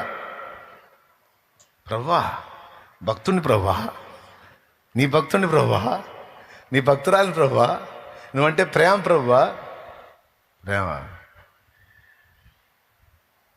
ప్రేమ నేనంటే పళ్ళు రాలు కొడతా మాట అన్నావంటే నేనంటే ప్రేమ ఉంటే నాకు ఇష్టమైన పనులు చేయడానికి ఇష్టపడతావు నువ్వు. నాకు ఇష్టమైన పనులు చేయడానికి ఇష్టపడతావు నువ్వు. నేనంటే ప్రేమ, బిల్డప్ ఇస్తున్నావు ప్రేమని. నాటకాలు ఆపంటాడు, వేషధారి అంటాడు. చెప్తున్నా, నాకు ఎవరైనా సరే సాయం చేద్దాము అంటే బోడీ లాజిక్లు చెప్పారంటే తన్నాలనిపించింది నాకు. ఇంటోళ్ళైనా బయటోళ్ళైనా చేద్దాం అన్నప్పుడు ఓకే అంటమే. నాకు అట్టంటోడు పక్కన ఉంటే ఇష్టం. సాయం చేద్దాం అంటే బోర్డు లాజిక్లు చెప్తే మాత్రం చిరాకు కొట్టిద్ది నాకు. అలాగని తెలివి తక్కువ సాయాలు కూడా ఉండొద్దు, అది కూడా చెప్తున్నాను నేను. ఇప్పుడు కొంతమంది మందు బాబులు ఉన్నారు. మందు కుతొచ్చిద్ది వాడికి, ఖచ్చితంగా ఒక అద్భుతమైన అందమైన అబద్ధం అల్లుకొని వస్తాడు నా దగ్గరికి, నన్ను బకరాన్ చేయటానికి. అట్లాంటి వాడి దగ్గర మోసపోవద్దు, తెలివిగా ఉండాలి. కానీ కొన్నిసార్లు జెన్యూన్గా, తేడాలే కావచ్చు, చెడిపోయిన వాళ్ళే కావచ్చు, కానీ కొన్నిసార్లు జెన్యూన్గా వాళ్ళు బాధపడుతుంటారు, శ్రమలో ఉంటారు, ఇబ్బందిలో ఉంటారు. నా ప్రభు చెప్తుంది ఏంటంటే, శ్రమలో ఉన్నప్పుడు, నిజముగా బాధలో ఉన్నప్పుడు, నిజముగా శ్రమను అనుభవిస్తున్నప్పుడు, ఇబ్బంది కొలిమిలో ఉన్నప్పుడు వాళ్ళ యోగ్యత అయోగ్యతలు పట్టించుకోకుండా నువ్వు చేయదగ్గ సాయం వాళ్ళకి చెయ్యి. అప్పుడు నా కుమారుడివి, నా కుమార్తె అన్నాడు.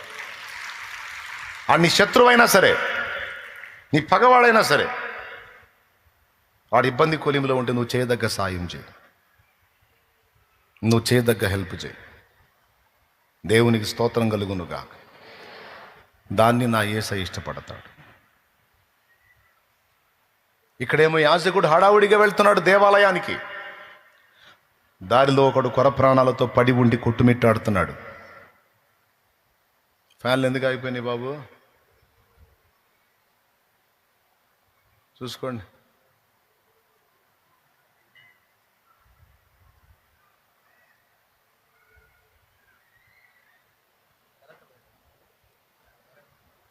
కరెంటు ఓకే వస్తుందా? చూసుకోమని. గాలి రాకపోతే ఇబ్బంది పడతారు, అందుకని. ఇక నా ప్రసంగం అంతా పోయిద్ది. లైన్లో ఉన్నారా మీరు? ఏం చెప్పాను? బాధలో ఉన్నప్పుడు, శ్రమలో ఉన్నప్పుడు వాళ్ళ అయోగ్యతని ఎంచొద్దు. నిజంగా వాళ్ళు బాధలో ఉంటే చేయదగ్గ సాయం తప్పకుండా చేయాలి. కానీ యాజకుడు ఏమనుకుంటా పోయి ఉండొచ్చు? ఆ త్రోవనే పోయాడు, వాడిని చూసి పట్టించుకోలా. ఖచ్చితంగా ఏమనుకొని ఉంటాడు? వాడి కర్మ అట్లా గాలింది, నాకెందుకు, అమ్మో నేను దైవభక్తి చేయాలి. ఎవరికి కావాలరా నీ భక్తి? పోయి ఏం చేస్తావు నువ్వు? భజన చేస్తావాడా? మరి వీడి సంగతి ఏందిరా? అబ్బెబ్బే అవన్నీ పట్టించుకోకూడదు. మనం దేవుడు, మనం మీకు ఒకటి తెలుసా? అక్కడ 2 సంగతులు దేవుడు సూచిస్తున్నాడు. నంబర్ 1, దేవుడు అక్కడ మౌనంగా మాట్లాడుతున్నాడు. ఏమనో తెలుసా? నా సంగతి తర్వాత ముందు వాడు చావు బతుకుల్లో ఉన్నాడు, వాడికి చూపే ప్రేమ చూపురా అని మాట్లాడుతున్నాడు దేవుడు మాట్లాడతాడండి. కొన్ని పరిస్థితులు చూపించి, కొంతమంది వ్యక్తులను చూపించి, నీ కళ్ళ ముందుకు తీసుకొచ్చి మాట్లాడతాడు దేవుడు. చెయ్యి, నీవు చేయదగ్గ సాయం చేయమని నా తండ్రి మాట్లాడతాడు. ఎంతమందికి ఆ చెవి ఉంది? ఇప్పుడు నేను దేవుని మందిరానికి వెళ్తున్నప్పుడు నాకు ఇలాంటి పరిస్థితుల్లో ఈ బిడ్డ కనపడ్డాడు. నేనేం చేయాలని నాకు చూపించాడు దేవుడు. నేను చేయదగ్గ సాయం చేయాలి. నువ్వు ఆ బిడ్డను ఆదుకొని, ఆ ప్రాణాన్ని నిలబెట్టి, ఆ చేయదగ్గ సాయం చేసి నువ్వు వెళ్ళు. నా దేవుడు ఆరాధనలో ఉన్న వాళ్ళందరికంటే నిన్ను మెచ్చుకుంటాడు. ముష్టేసినట్టు మీరు చప్పట్లు కొడుతుంటే కొడు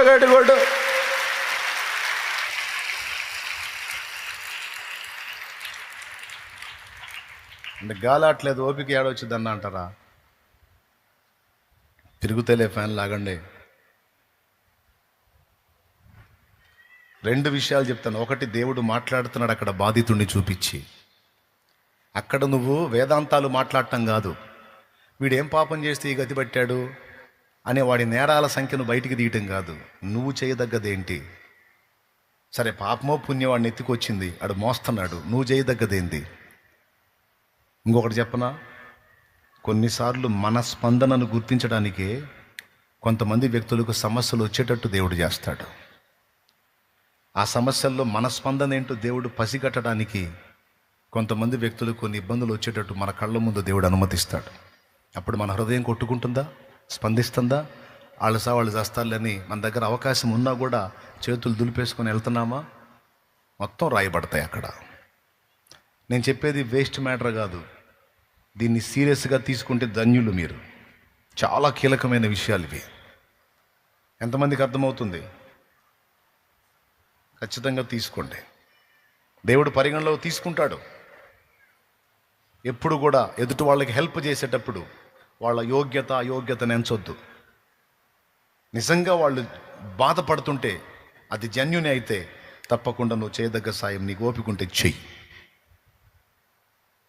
లేకపోతే కనీసం ప్రార్థన అన్న, దేవా బిడ్డకి సాయం చేయి ప్రభు, నేనేం చేయలేకపోతున్నా, నా దగ్గర ఆ పరిస్థితి లేదా, నీకు చేయదగ్గది నువ్వు చేయి. లేకపోతే కనీసం ప్రార్థన. లేదా చేసేవాళ్ళనన్నా చూపించదుగా ఫలానోళ్ళు చేస్తారు పోయా.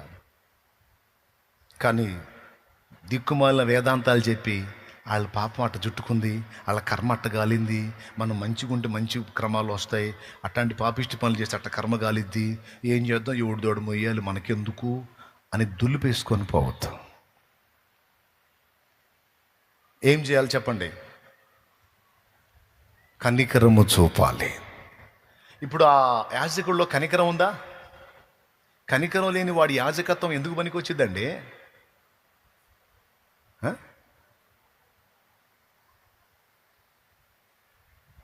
మన ప్రధాన యాజకుడు కనికర సంపన్నుడు.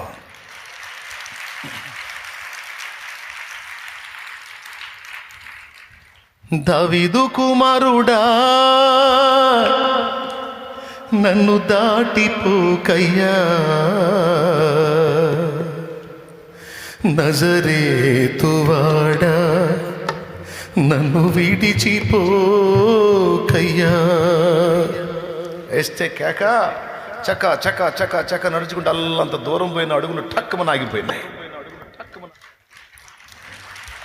నీవు తప్ప నాకు లోకంలో ఎవరున్నారయ్యా, నీకు తప్ప నాలో ఎవరికి చోటే లేదయ్యా, నీవు తప్ప నాకు లోకంలో ఎవరున్నారయ్యా, నీకు తప్ప నాలో ఎవరికి చోటే లేదయ్యా. దావీదు కుమారుడా నన్ను దాటిపోకయ్యా, నజరేతువాడ నన్ను విడిచిపోకయ్యా. దావీదు కుమారుడా నన్ను దాటిపోకయ్యా,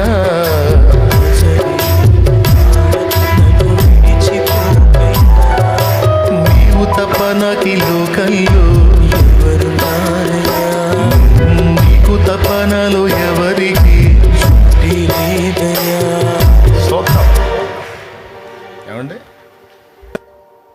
కళ్ళు లేనోడు బాబో ధర్మం అని కూర్చొని అడుక్కుంటున్నాడు. పెద్ద గుంపు వెళ్తుంది ఆయన ముందుగా. ఇంతమంది జనం పోతున్నారు, చెవులు బాగా పనిచేస్తాయి కళ్ళు లేని వాళ్ళకి. ఇంతమంది జనం పోతున్నారు ఏందని అందరూ పోయారు చాలా దూరం. ఆ చివరోని పట్టినాడు, బాబు ఎవరు బాబు, ఎవరు వచ్చారు, ఇంతమంది జనం పోతున్నారు. అతడు అన్నాడు, నీకు తెలీదా? అవును, నీ కళ్ళు లేవు కదా, నజరేయుడగు యేసు ఈ త్రోవను వెళ్ళాడు అన్నారు. వాడి గుండె జారిపోయింది, ఎందుకంటే ఆయన కోసం ఎదురు చూస్తున్నాడు. అయ్యా, దావీదు కుమారుడు నజరేయుడైన యేసు ప్రభు వెళ్ళాడా ఈ త్రోవలో నా ముందు? అయ్యయ్యో, ఈ గుడ్డోడి మీద ఆయన కనికరాలా లేదా? నన్ను చూసి దాటిపోయాడా? ఆయన కోసం ఎదురు చూస్తున్నాను అయ్యా నేను. అయ్యా, నేను కేకేస్తే అందుతాడా? దూరం పోయాడు, వెళ్తే వెళ్ళాడు, నేను కేకేస్తా అని ఇక అరుస్తున్నాడు. దావీదు కుమారుడా యేసు, యేసు,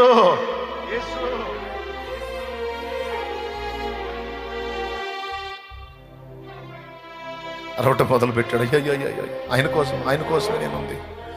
దావీదు కుమారుడా యేసు, అద్దు ఆగిపోయాడు. నా వేదనకు మితి లేదు, నా శోకానికి తుది లేదు. నీవుగాక జీవితాన ఆశయే లేదు. నా వేదనకు మితి లేదు, నా శోకానికి తుది లేదు. నీవుగాక జీవితాన ఆశయే లేదు. నీవుగాక జీవితాన ఆశయే లేదు. నా కోసం నువ్వు వస్తావని, నా తధ్వని వింటావని, నా కోసం నువ్వు వస్తావని, తత్వని వింటావని ఎదురు చూస్తున్నాను, నిదుర కాస్తున్నాను. ఎదురు చూస్తున్నాను, నిదుర కాస్తున్నాను. దాటిపోబోకయ్యా, దాటిపోబోకయ్యా, దాటిపోబోకయ్యా, దాటిపోబోకయ్యా.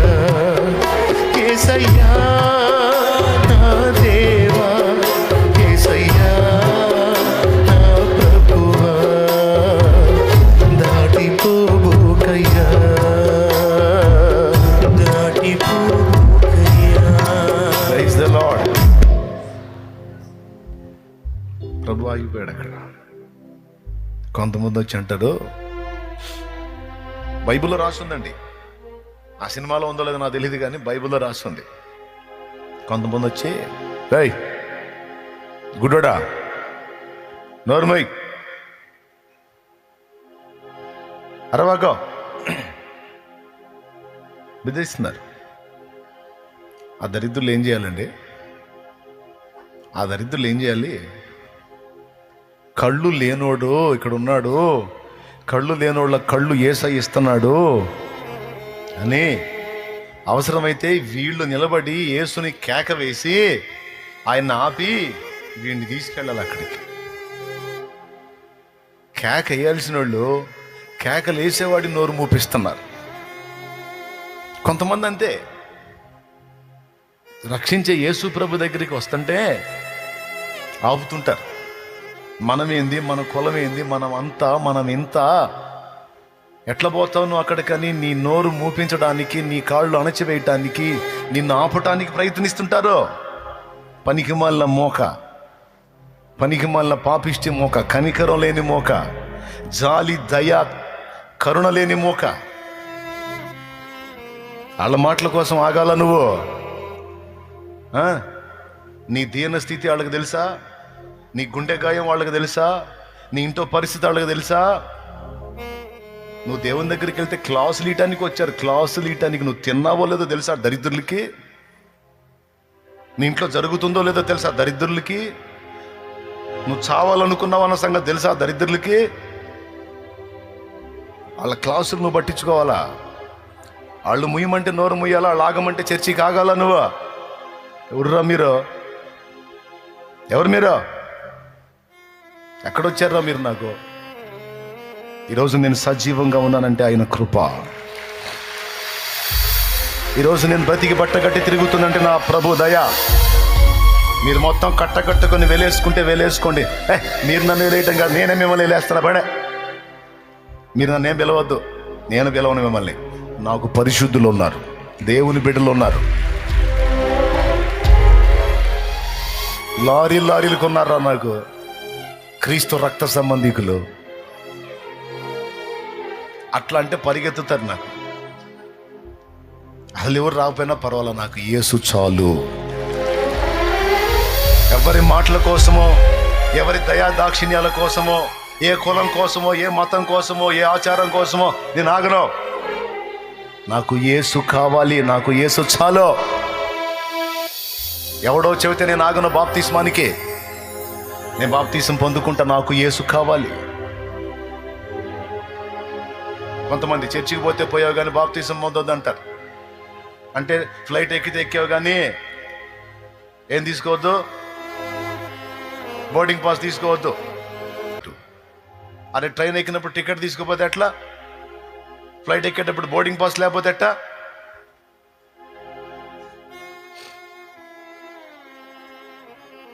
దేవుని సన్నిధికి వచ్చినప్పుడు, యేసయ్య దగ్గరికి వచ్చినప్పుడు బాప్తిసం అందకపోతే ఎట్టా? ఎవడి కోసం ఆగాల? ఎవడు కాపాడేది?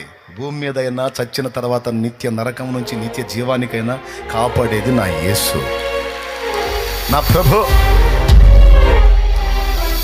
కనికరం లేని సమాజం, జాలి లేని సమాజం, దయలేని సమాజం ఎవడికి కావాలి?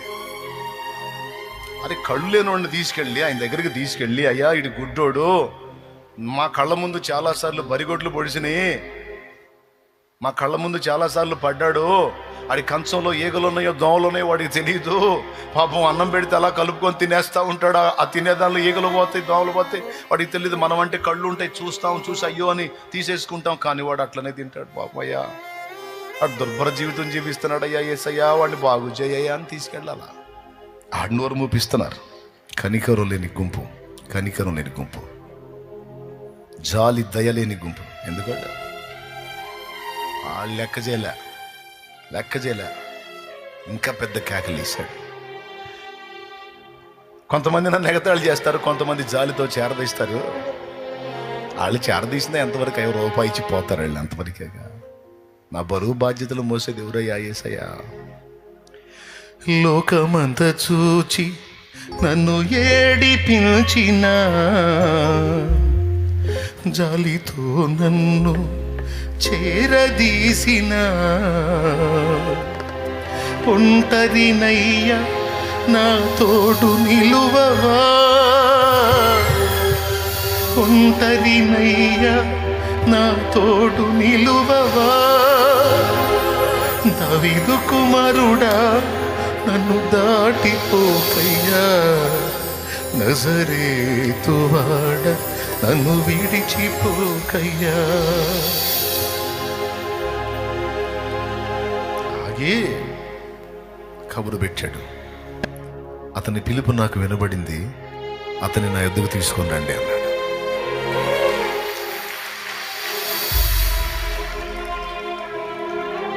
అప్పుడు అంటున్నారు, అయ్యా భయపడవాకు, బాధపడవాకు, ఆయన ఆగాడు నీకోసం, ఆయన ఆగాడు నీకోసం, నీ పిలుపు విన్నాడు. ఎందుకు వినడు? మన ప్రధాన యాజకుడు కనికర సంపన్నుడు. అద్దుగో చేతులు ఉంచాడు. లేఖనం చెప్పింది, నువ్వు కోరినట్టే నీకు అగును గాక అని. వెంటనే వాడు దృష్టి పొందాడు.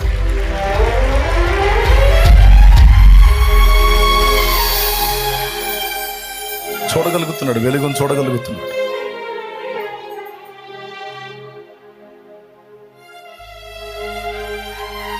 దాటిపోడు అయిపోయింది, స్వస్థపరిచాడు, వెళ్ళిపోతున్నాడు.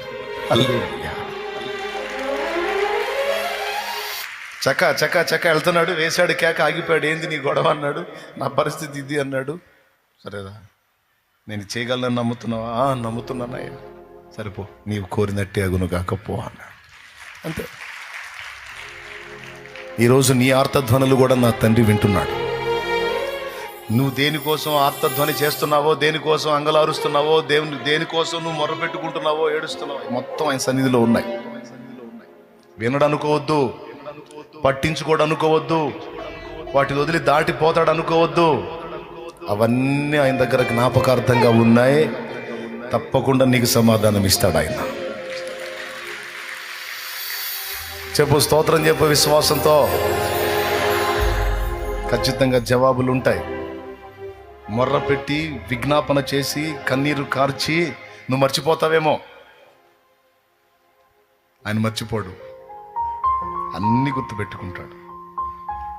నువ్వు అడిగినయే కాదు, నువ్వు అడగని వాటిని కూడా నీకు సిద్ధపరిచి ఉంచాడు. ఇంకా చెప్పాలంటే నువ్వు అడిగిన దానికంటే, ఊహించిన దానికంటే అత్యధికంగా నీకు ఇవ్వబోతున్నాడు ఆయన. నమ్మిన వాళ్ళంతా స్వతంత్రించుకుంటారు, అనుమానించిన వాళ్ళు ఏది పొందలేరు. నమ్మితే ఖచ్చితంగా చూస్తావు దేవుని కార్యాన్ని. హల్లెలూయా. కనికరం ఉండొద్దంటండి. యాజకుడా, భక్తుడా, భక్తురాలా, దారిలోనే చూపించాడు దేవుడు. కనికరం నాకు ఇష్టమైందిరా. కనికరం లేని భక్తి, కరుణ చూపని భక్తి, ప్రేమ లేని భక్తి నాకు నచ్చదురా అని ఆ దొంగల చేతిలో చిక్కి గాయాలమయమైపోయినోడిని చూపించి వాడిని ఆదుకోరా అని దేవుడు మాట్లాడుతుంటే అవి యాడిన పడతాయండి. యాజకుడికి యాడిన పడతాయి. దాటి వెళ్ళిపోయాడు. తర్వాత ఆ మార్గంలో లేవీయుడు ఒకడు వచ్చాడు. లేవీయుడు ఒకడు వచ్చి అతడు అనుకున్నాడు, ఇతడు సంఘ పెద్ద అనుకోండి, స్తోత్రం, లేకపోతే దేవుని సన్నిధిలో విశ్వాసం అనుకోండి. నా టైం అయిపోతుంది, నా టైం విలువ. ఇప్పుడు ఇతన్ని ముట్టానంటే ప్రాబ్లం అయిపోయింది. మురికిగా ఉన్నాడు, మైలతో ఉన్నాడు, అశుభ్రంగా ఉన్నాడు. ఇతని కార్యక్రమం మొదలు పెట్టాలంటే చాలా టైం అయింది. ఆయన అది నా పని కాదు. ముందు పోయేవాడేమో నేను భక్తి మొదలు పెట్టాలి అని పోయాడు, వెనకపోయినోడేమో నేను భక్తిలో కొనసాగాలి అని పోయాడు. ఇద్దరు ఒకే జాతుడు. అతడు యాజకుడు, లేవీయుడు. స్తోత్రం.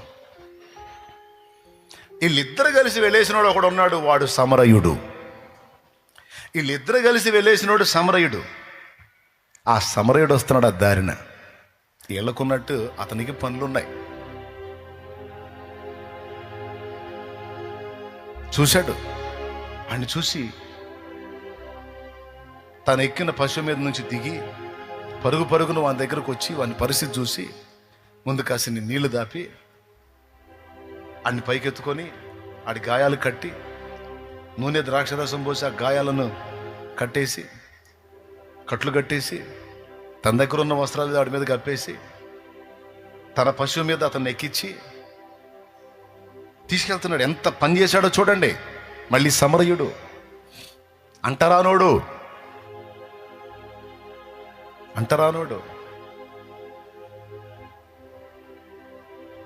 రక్షిస్తున్నాడు. గాయపరచబడిన జీవితాలని బాగు చేస్తున్నాడు. దైవస్వరం వానికి వినపడింది. భక్తులు వినపడలా. భక్తులు భజన చేసుకుంటా పోయారు. భక్తులు వినపడలా. వానికి వినపడింది. ఆగి బాగు చేసి లైన్ చేసి చచ్చేవాడిని బతికిచ్చి తీసుకెళ్ళి పూటకోళ్ళ ఇల్లు అంటే తెలుసా, హోటల్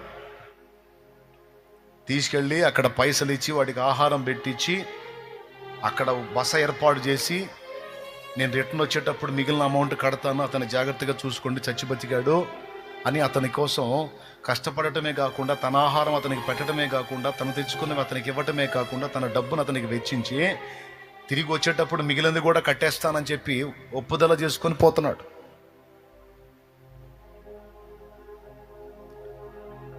ఎవరి దగ్గర ఉందండి కనికరం? పెద్ద భక్తుడు యాజకుడు, చిన్న భక్తుడు లేవీయుడు, అంట్రానోడు సమరయుడు. మరి దేవుడు మెచ్చే కనికరము, ప్రేమ, జాలి, దయ అనే పరిమళం ఎవరి దగ్గర ఉందండి?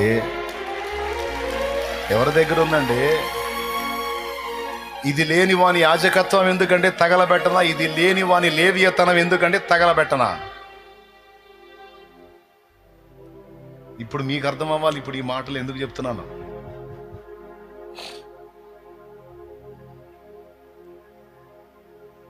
మనకు అర్థం కావాలి. దేవుని కోసం బతకాలంటే అచ్చంగా దేవునికి భజన చేస్తూ బతకడం అని కాదు. దేవుని పోలికగా పుట్టినటువంటి మానవుణ్ణి, సాటి మనిషిని ఆదరించటం, చేయదగ్గ సాయం చేయటం, ప్రేమించటం, వాళ్ళ గాయాలు కట్టడం, వాళ్ళకి స్వాంతన కలిగించటం, కలిగిన దానిలో అంత సాయం చేయటం, తెలియని వాళ్ళకి అంత సువార్త ప్రకటించే ఆత్మల్ని రక్షించటం. ఈరోజు లోకస్తులందరూ దొంగల చేత, సాతాను చేత, దురాత్మల చేత కొట్టబడి గాయాల పరచబడి బీభత్సంగా ఉన్నారు. బతుకుతున్నట్టు కనబడుతున్నారు కానీ చచ్చిన స్థితిలో ఉన్నారు వాళ్ళు. మంచి సమరయుడు చేసినట్టుగా నువ్వు చేయొద్దా? నీ దగ్గరకు వచ్చాడు ఆ మంచి సమరయుడు మన యేసయ్య.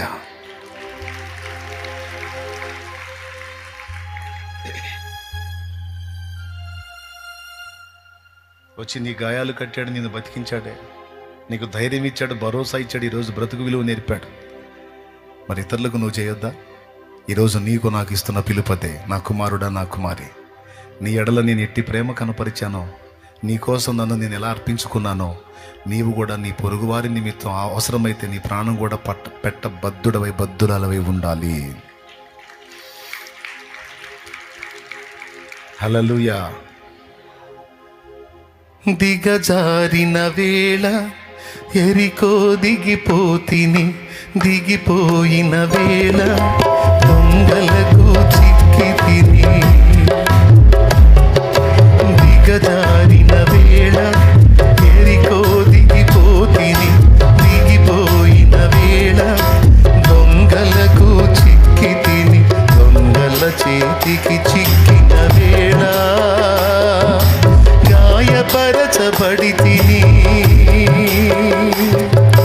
గాయములను కట్టుమా సమరయుడా, గాయములను కట్టుమా సమరయుడా, నా మంచి సమరయుడా, ప్రభావ ప్రేమామయుడా, నా మంచి సమరయుడా, ప్రభావ ప్రేమామయుడా, నా ఆత్మ కాపరి, గొప్ప కాపరి, ప్రేమ కాపరి, ప్రధాన కాపరి, ప్రేమ కాపరి, ప్రధాన కాపరి, నా మంచి సమరయుడా, ప్రభావ ప్రేమామయుడా, నా మంచి ప్రభావ ప్రేమామయుడా. దేవునికి మహిమ. లోకంలో ఉన్న అన్యులు ఈ బాపతలోనే ఉన్నారు. వాళ్ళని ఆదరించటం, ప్రేమ చూపటం, కనికరించటం, వారికి దేవుని కూర్చున్న వాక్కును ప్రకటించటం, వారి హృదయాలను ఆదరించటం గాయములను కట్టిన సమరయుడి లెక్కలోకే వచ్చింది. Point number 1. పాయింట్ నెంబర్ 2, రక్షణలోనికి వచ్చి మళ్ళా లోకంలోనికి దిగజారిన వాళ్ళు, యెరూషలేము అనుభవం నుండి ఎరికోకు దిగిపోయిన అనుభవంలో ఉన్నటువంటి వాళ్ళు ఒకప్పుడు యెరూషలేము అనుభవంలో ఉన్నారు. యెరూషలేము అనుభవంలో అక్కడి నుంచి మళ్ళీ ఇప్పుడు ఎరికో అనుభవంలోకి దిగిపోయారు. అంటే మళ్ళీ పాపంలోనికి పడిపోయారు. పాపంలోకి వెళ్ళిన సైతాన్ ఊరుకుంటాడా? చీల్చి చెండాడతాడా? ఇప్పుడు మళ్ళా వాళ్ళు దొంగల చేతికి చిక్కి గాయపరచబడిన పరిస్థితుల్లోకి వెళ్ళిపోతారు. వాళ్ళని తిరిగి దర్శించి వాళ్ళ గాయాలు కట్టి మళ్ళా తిరిగి లైన్లోనికి తీసుకొచ్చే మంచి సమరయుడిలాగా నీవు నేను మనం ఉండాలి. రక్షణ పొందని వాళ్ళ మీద కనికరం చూపాలి. రక్షణ పొంది కూడా దిగజారిపోయిన వారి మీద నిశ్చయంగా మనం కనికరం చూపాలి. ఎంతమందికి అర్థమైంది? కొంతమంది నమ్మకంగా ఆత్మీయంగా వస్తా సడన్గా దిగజారిపోతారు. అలా దిగజారిపోయిన వాళ్ళ మీద అసహ్యపడటం కాదు. ఇలా ఎందుకు చేశారు, అలా ఎందుకు చేశారు, సహవాసాన్ని దూరం అయ్యారు, అందుకు ఇట్టబట్టారు, ఇట్ట అయిపోయారు అంటాం కాదు.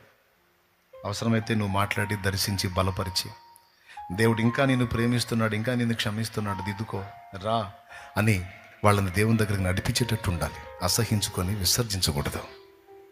కనికరం నిండాలి గుండెల్లో. Praise the Lord. ఏది నిండాలి? కనికరం, ప్రేమ. లేకపోతే ఏమైంది? ఆ ప్రేమ, కనికరం, న్యాయ ప్రవర్తన, జాలి, దయ లేకపోతే మన భక్తి కేవలం ఆచారంగా మాత్రమే మిగిలిపోయిద్ది. అందులో ఆత్మీయత చచ్చిద్ది. అది దేవునికి ఇంపైన సువాసనగా ఉండదు. యథార్థంగా చెప్పండి, ఎంతమందికి అర్థమైంది? నిజంగా అర్థమయ్యే చేతులు ఎత్తుతున్నారా? దేవునికి స్తోత్రం కలుగును గాక. ఈ తత్వం లేకుండా మనం దేవుణ్ణి ఆరాధిస్తే అర్థవంతమైందా, వ్యర్థమైందా? వేస్టే. మెచ్చుతాడా? ఆ యాజకుడిని మెచ్చుతాడా? శభాష్రా, మార్గంలో ఆడు సావుబతుకుల్లో ఉన్నా కూడా ఆడిని కూడా పట్టించుకోకుండా నువ్వు నా దగ్గరకు వచ్చావంటే అస్సలు నేనంటే నీకెంత లవ్వురా. అబ్బా సూపర్ రా అంటాడా? ఏమంటాడు మరి?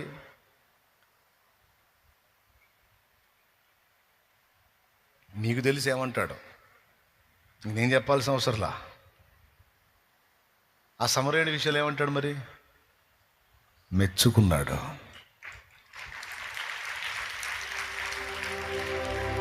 రెండు విషయాలు. కొంతమంది వ్యక్తుల్ని, వారి పరిస్థితుల్ని నీకు చూపించి దేవుడు నీతో మాట్లాడుతుంటాడు. ఇదిగో నువ్వు చేయదగ్గ సాయం వాళ్ళకి చేయొచ్చు కదా, నువ్వు చేయదగ్గ సాయం వాళ్ళకి చేయొచ్చు కదా మాట్లాడుతుంటాడు. ఆత్మీయ చెవులున్నోడికి అది వినపడిద్ది, ఆత్మీయ బధిరత్వంతో ఉన్నోడికి వినపడదు.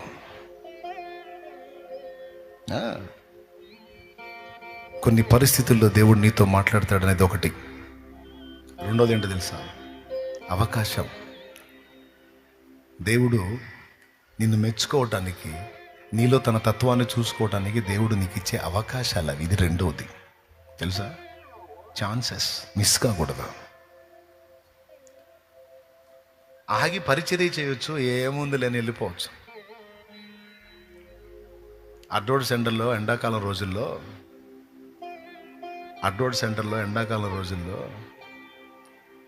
ఒక ముసలావిడ, ఎవ్వరూ లేరు, ఎవరు తెచ్చి పడేశారో తెలియదు. ఆ ప్లాట్ఫామ్ మీద చండాలం చేసుకొని కూర్చుంది, ఎర్ర టెండలో, పైన బట్టలు కూడా లేవు. ముసలావిడ యూరిన్ చేసుకొని గందరగోళం చేసుకొని ఉందాం. ఆ సెంటర్ మొత్తం జనం తిరుగుతున్నారు, కానీ ఆ ముసలావిడ జోలికి ఎవ్వడు పోవటంలా. ఒక స్త్రీ కానీ ఒక పురుషుడు కానీ ఎవ్వరు పోవటంలా. చూస్తున్నారు, తిరుగుతున్నారు, ఎవ్వరు పట్టించుకోవాలా. ఆడ మనిషి అయిపోయింది.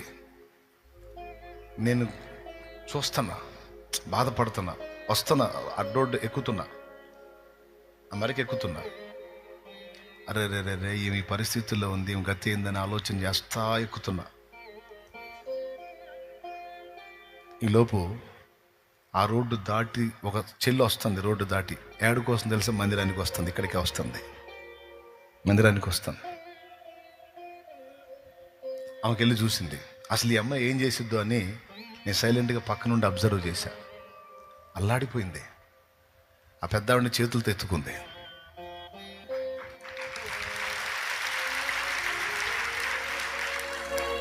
ఆమె మీద వస్త్రం కప్పింది. చాలా అశుభ్రంగా ఉందామా, పట్టుకోవడానికి కూడా మనసు రాని స్థితిలో ఉంది. కానీ అలాగే నెత్తేసింది పట్టుకొని. ఆ ఎండ నుండి ఒక పక్కగా తీసుకెళ్ళి కూర్చోబెట్టి, నీడను కూర్చోబెట్టి, ఆమె పైన బట్ట కప్పి ఆమెకు ఉపచారం చేస్తే ఏడ్చుకున్నా, నిలబడి ఏడ్చుకున్నా. ఎవరో కాదు, ఆ బిడ్డ నా ఆత్మీయ బిడ్డ అయినందుకు నా ఆనందానికి అవధులు లేవు. ఈ పని చేసిన బిడ్డ నా ఆత్మీయ బిడ్డ అయినందుకు ఎంత పులకించిపోయిందో నా మనసు. బా, థ్యాంక్ యూ లార్డ్, నీకు వందనాలు. ఇలాంటి బిడ్డను నాకు ఇచ్చినందుకు నీకు స్తోత్రం ప్రభువా. నేను మనస్ఫూర్తిగా కృతజ్ఞతలు చెల్లించాను, దేవునికి కృతజ్ఞతలు చెల్లించాను. నా బిడ్డ హృదయంలో కనికరం ఉంది ప్రభువా. నాకెందుకులే, నేను మందిరానికి వెళ్తున్నాను, మందిరం అని పరిగెత్తలేదు, కానీ ముందు అక్కడ అభాగ్యురాల్ని కనిపెట్టింది. ఎండకు మాడిపోతుంది మధ్యాహ్నం పూట, నా కళ్ళారా చూసా.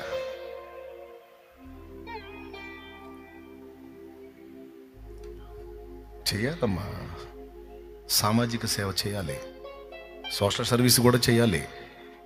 నేను ఆకలి గుంటిని, మీరు నాకు ఆహారం ఇచ్చితిరి. నేను దప్పిగొంటిని, మీరు నాకు దాహం ఇచ్చితిరి. నేను చెరసాలలో ఉంటిని, నన్ను చూడవచ్చితిరి. నేను రోగినై ఉంటిని, మీరు నన్ను పలకరించారు. నా తండ్రి చేత ఆశీర్వదించబడిన వారలారా, లోకం పుట్టినది మొదలుకొని నీ కోసం సిద్ధపరచబడినదిగో మహిమ లోకం వెళ్ళండి మీకోసమే అంట.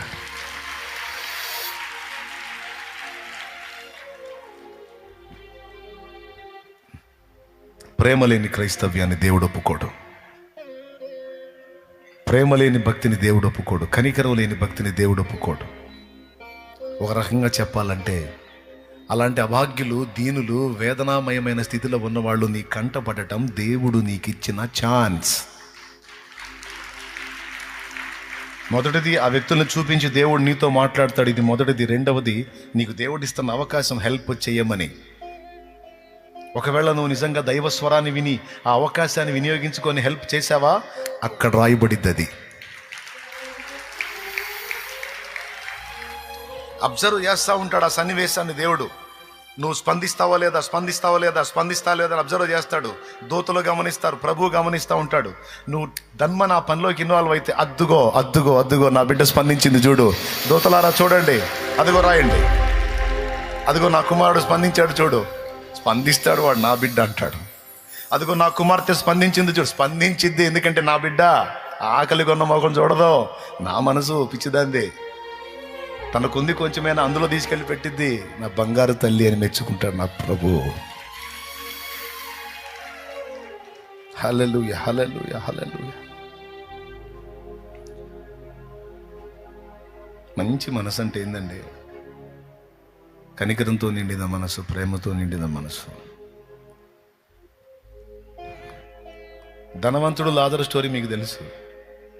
లాజరు ఎవరింటి ముందు పడి ఉన్నాడు? అందరూ చెప్పండి, నేను ముగిస్తున్నా కానీ ఇంకెక్కువసేపు చెప్పను, అయిపోయింది. బైబిల్ కూడా మూసేస్తున్నా. ఇంకా ఎక్కువ మ్యాటర్ చెప్పానంటే మొత్తం పోతాయి. ఎందుకని? ఎవరింటి వాకిటి పడి ఉన్నాడు? ఆ దరిద్రుడు అనుకున్నాడు. దరిద్రుడు వాడు, ధనవంతుడు దరిద్రుడు లెక్కలో. దరిద్రుడు వాడండి. ఆ ఇంటి ముందు పడున్న లాజరు దేవుడు వాడికి ఇచ్చిన చివరి అవకాశం అని ఆ దరిద్రుడికి తెలియదు.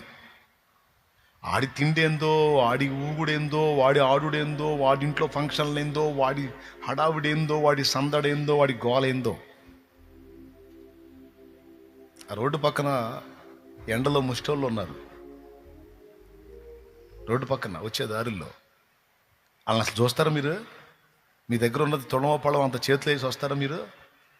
ఉందా అలవాటు అసలు మీకు? పదండి టైం అవుతుందని చెప్పి ఇటు చూసుకుంటూ వస్తారా? మీకు తెలుసా, నేను అది కూడా గమనిస్తుంటా. ఒక్కోసారి నేను అటు నుంచి వస్తుంటా, జనాలు వస్తూ ఉంటారు లోపలికి. ఆ ముష్టోళ్ళకి వెళ్ళి వీళ్ళకి వెళ్ళి చూస్తూ ఉంటాయి, ఎవరన్నా కనికరించి అంత రూపాయి వేస్తారేమో వాళ్ళకని చూస్తుంటా. నేను ఏడుండి చూస్తున్నానో కూడా తెలియదు మీకు. నేనే అట్ట కనిపెడుతుంటే ఆయన ఎంత కనిపెడతాడో చూడండి. ఇక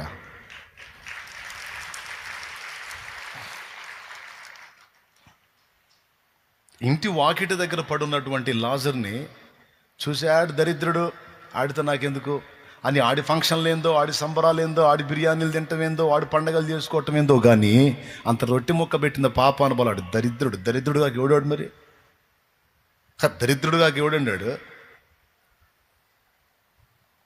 వాడు అనుకున్నాడు ముష్టోడు నా ఇంటి వాకిట పడున్నాడని. కానీ వాడికి తెలియదు, నన్ను నరకం నుంచి, పాతాళం నుంచి తప్పించడానికి దేవుడిచ్చిన చివరి అవకాశం అతడేనన్న సంగతి దరిద్రుడికి తెలియదు. నిజంగా అండి, ఒక్క రొట్టె ముక్క కానీ వాడికి వేసినట్టయితే ఈ దరిద్రుడు, ఈ ధనవంతుడు వాడు పాతాళానికి పోయేవాడు కాదు.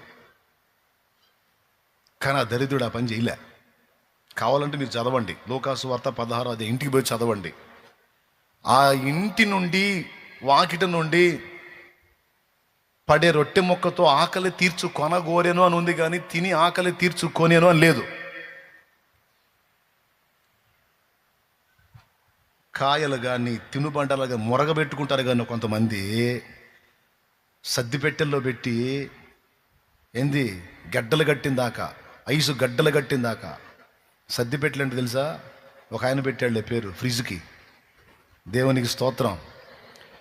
ఏంది అన్ని గడ్డలు కట్టిందాకా దాచిపెట్టుకుంటారు. కానీ అరే వాళ్ళకి పాపం లేదురా, ఇది తీసుకెళ్ళిస్తే వాళ్ళు తింటారు, ఇది తీసుకెళ్ళిస్తే వాళ్ళు తింటారు అనుకోరండి. కొంతమంది హృదయాలు ఏం పాషాణాలో నాకు అర్థమై సాగదు. ఐసు గడ్డలు కట్టుకుంటాయి, బూజులు పడతాయి, బాగా కుళ్ళిపోయిన తర్వాత అప్పుడు వచ్చేది జాలి ఇళ్ళకి. పారే బుద్ధి కాక ఇదిగో ఇట్రా, ఇది తీసుకో, 3 రోజులు మురగబెట్టా కానీ తీసుకో, తిని జాగ్రత్త, ఎప్పుడన్నా పిలిచినప్పుడు వచ్చి కసువుడు. ఓరిని త్యాగమో, ఓ అమ్మ ఏమి జాలే తల్లి నీకు అమ్మా, 3 రోజులు మురగబెట్టిచ్చావు మా తల్లివి, నీకే తినాతిగాక వాళ్ళకి ఇచ్చావు, మహాప్రసాదం అని కళ్ళకు అద్దుకుంటారు వాళ్ళు. పక్క పోయి తిట్టుకుంటారు, పనికి మళ్ళీ పాపిషిదని. కుళ్ళిపోయింది, మురిగిపోయింది ఇచ్చింది, కానీ ఓడవాలి. నువ్వు ఇచ్చిన దాన్ని మెచ్చరో, బాయ్ మురిగిపోయినా కాదు, ఫ్రెష్గా ఉన్నప్పుడు నువ్వు తిను. నీ కడుపు పట్టినట్టు తిను, మిగిలిందా నలుగురికి పంచు. ఇంట్లో కూడా చూస్తూ ఉంటా, ఎవరెవరు మీలాంటి వాళ్ళు తెచ్చిస్తుంటారుగా, ఆడ పెడుతుంటారుగా, ఇస్తరికి వెళ్ళి చూస్తూ ఉంటా, దాచిపెట్టు మురగబెట్టని ఎమ్మటి పంపించింది. చూశాడని. దేవునికి స్తోత్రం, హల్లెలూయా. మరి ఏందది? ఎందుకండి? ఆకలిందే తిను, లేకపోతే తినగల వాళ్ళు నలుగురికి పెట్టు. పండగ చేసుకుంటారు, వాళ్ళు తెచ్చుకొని తినలేరు. నువ్వు పెట్టు, కాయ పెట్టు, మంచి కాయ ఇవ్వు, సంతోషపడతారు.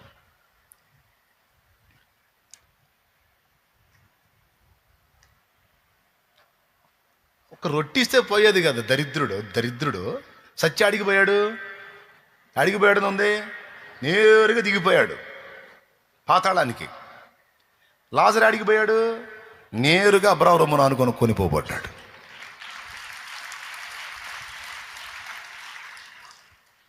నేను అనుకున్నావురా దరిద్రుడా, నువ్వురా ఒరిజినల్ దరిద్రుడివి. ఆడు ముష్టోడు అనుకున్నావురా, దేవుడు నీకు ఇచ్చిన అవకాశం రా బాబు. మన మైండ్ అలా ఉండాలి ఎప్పుడు, గుర్తుపెట్టుకోండి. హెల్ప్ చేయడానికి ఎక్కడ అవకాశం దొరికింది నాకు, ఇతరులకు హెల్ప్ చేసి, అంత సాయం చేసి, ఎవరికి సువార్త చెప్పే ఛాన్స్ వచ్చింది, ఎవరికి ప్రేమ చూపే ఛాన్స్ వచ్చింది. నిజంగా నేను చెబుతున్నా, మీరు నమ్మండి నమ్మకపోండి, నేను దేవుని కృపను బట్టి ప్రేమ చూపుట, అవకాశం వచ్చిన చోటల్లా నేను ప్రేమ చూపుట ద్వారా చాలామంది ఆత్మల్ని సంపాదించుకున్నాను.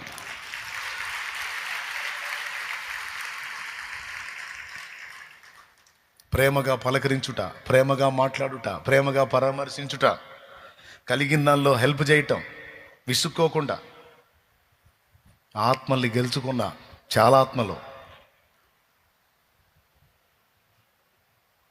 వెండి బంగారాలు ఇవ్వాల్సిన అవసరంలా, ఆపదలో ఉన్నవాడికి కలిగిన దానిలోంచి అంత సాయం చేసి, ఎట్లుంది నీ పరిస్థితి, ప్రేమగా పలకరించు, నవ్వుతో మాట్లాడు, ధైర్యం చెప్పు, సంతోషపడతారు, బతికిపోతారు.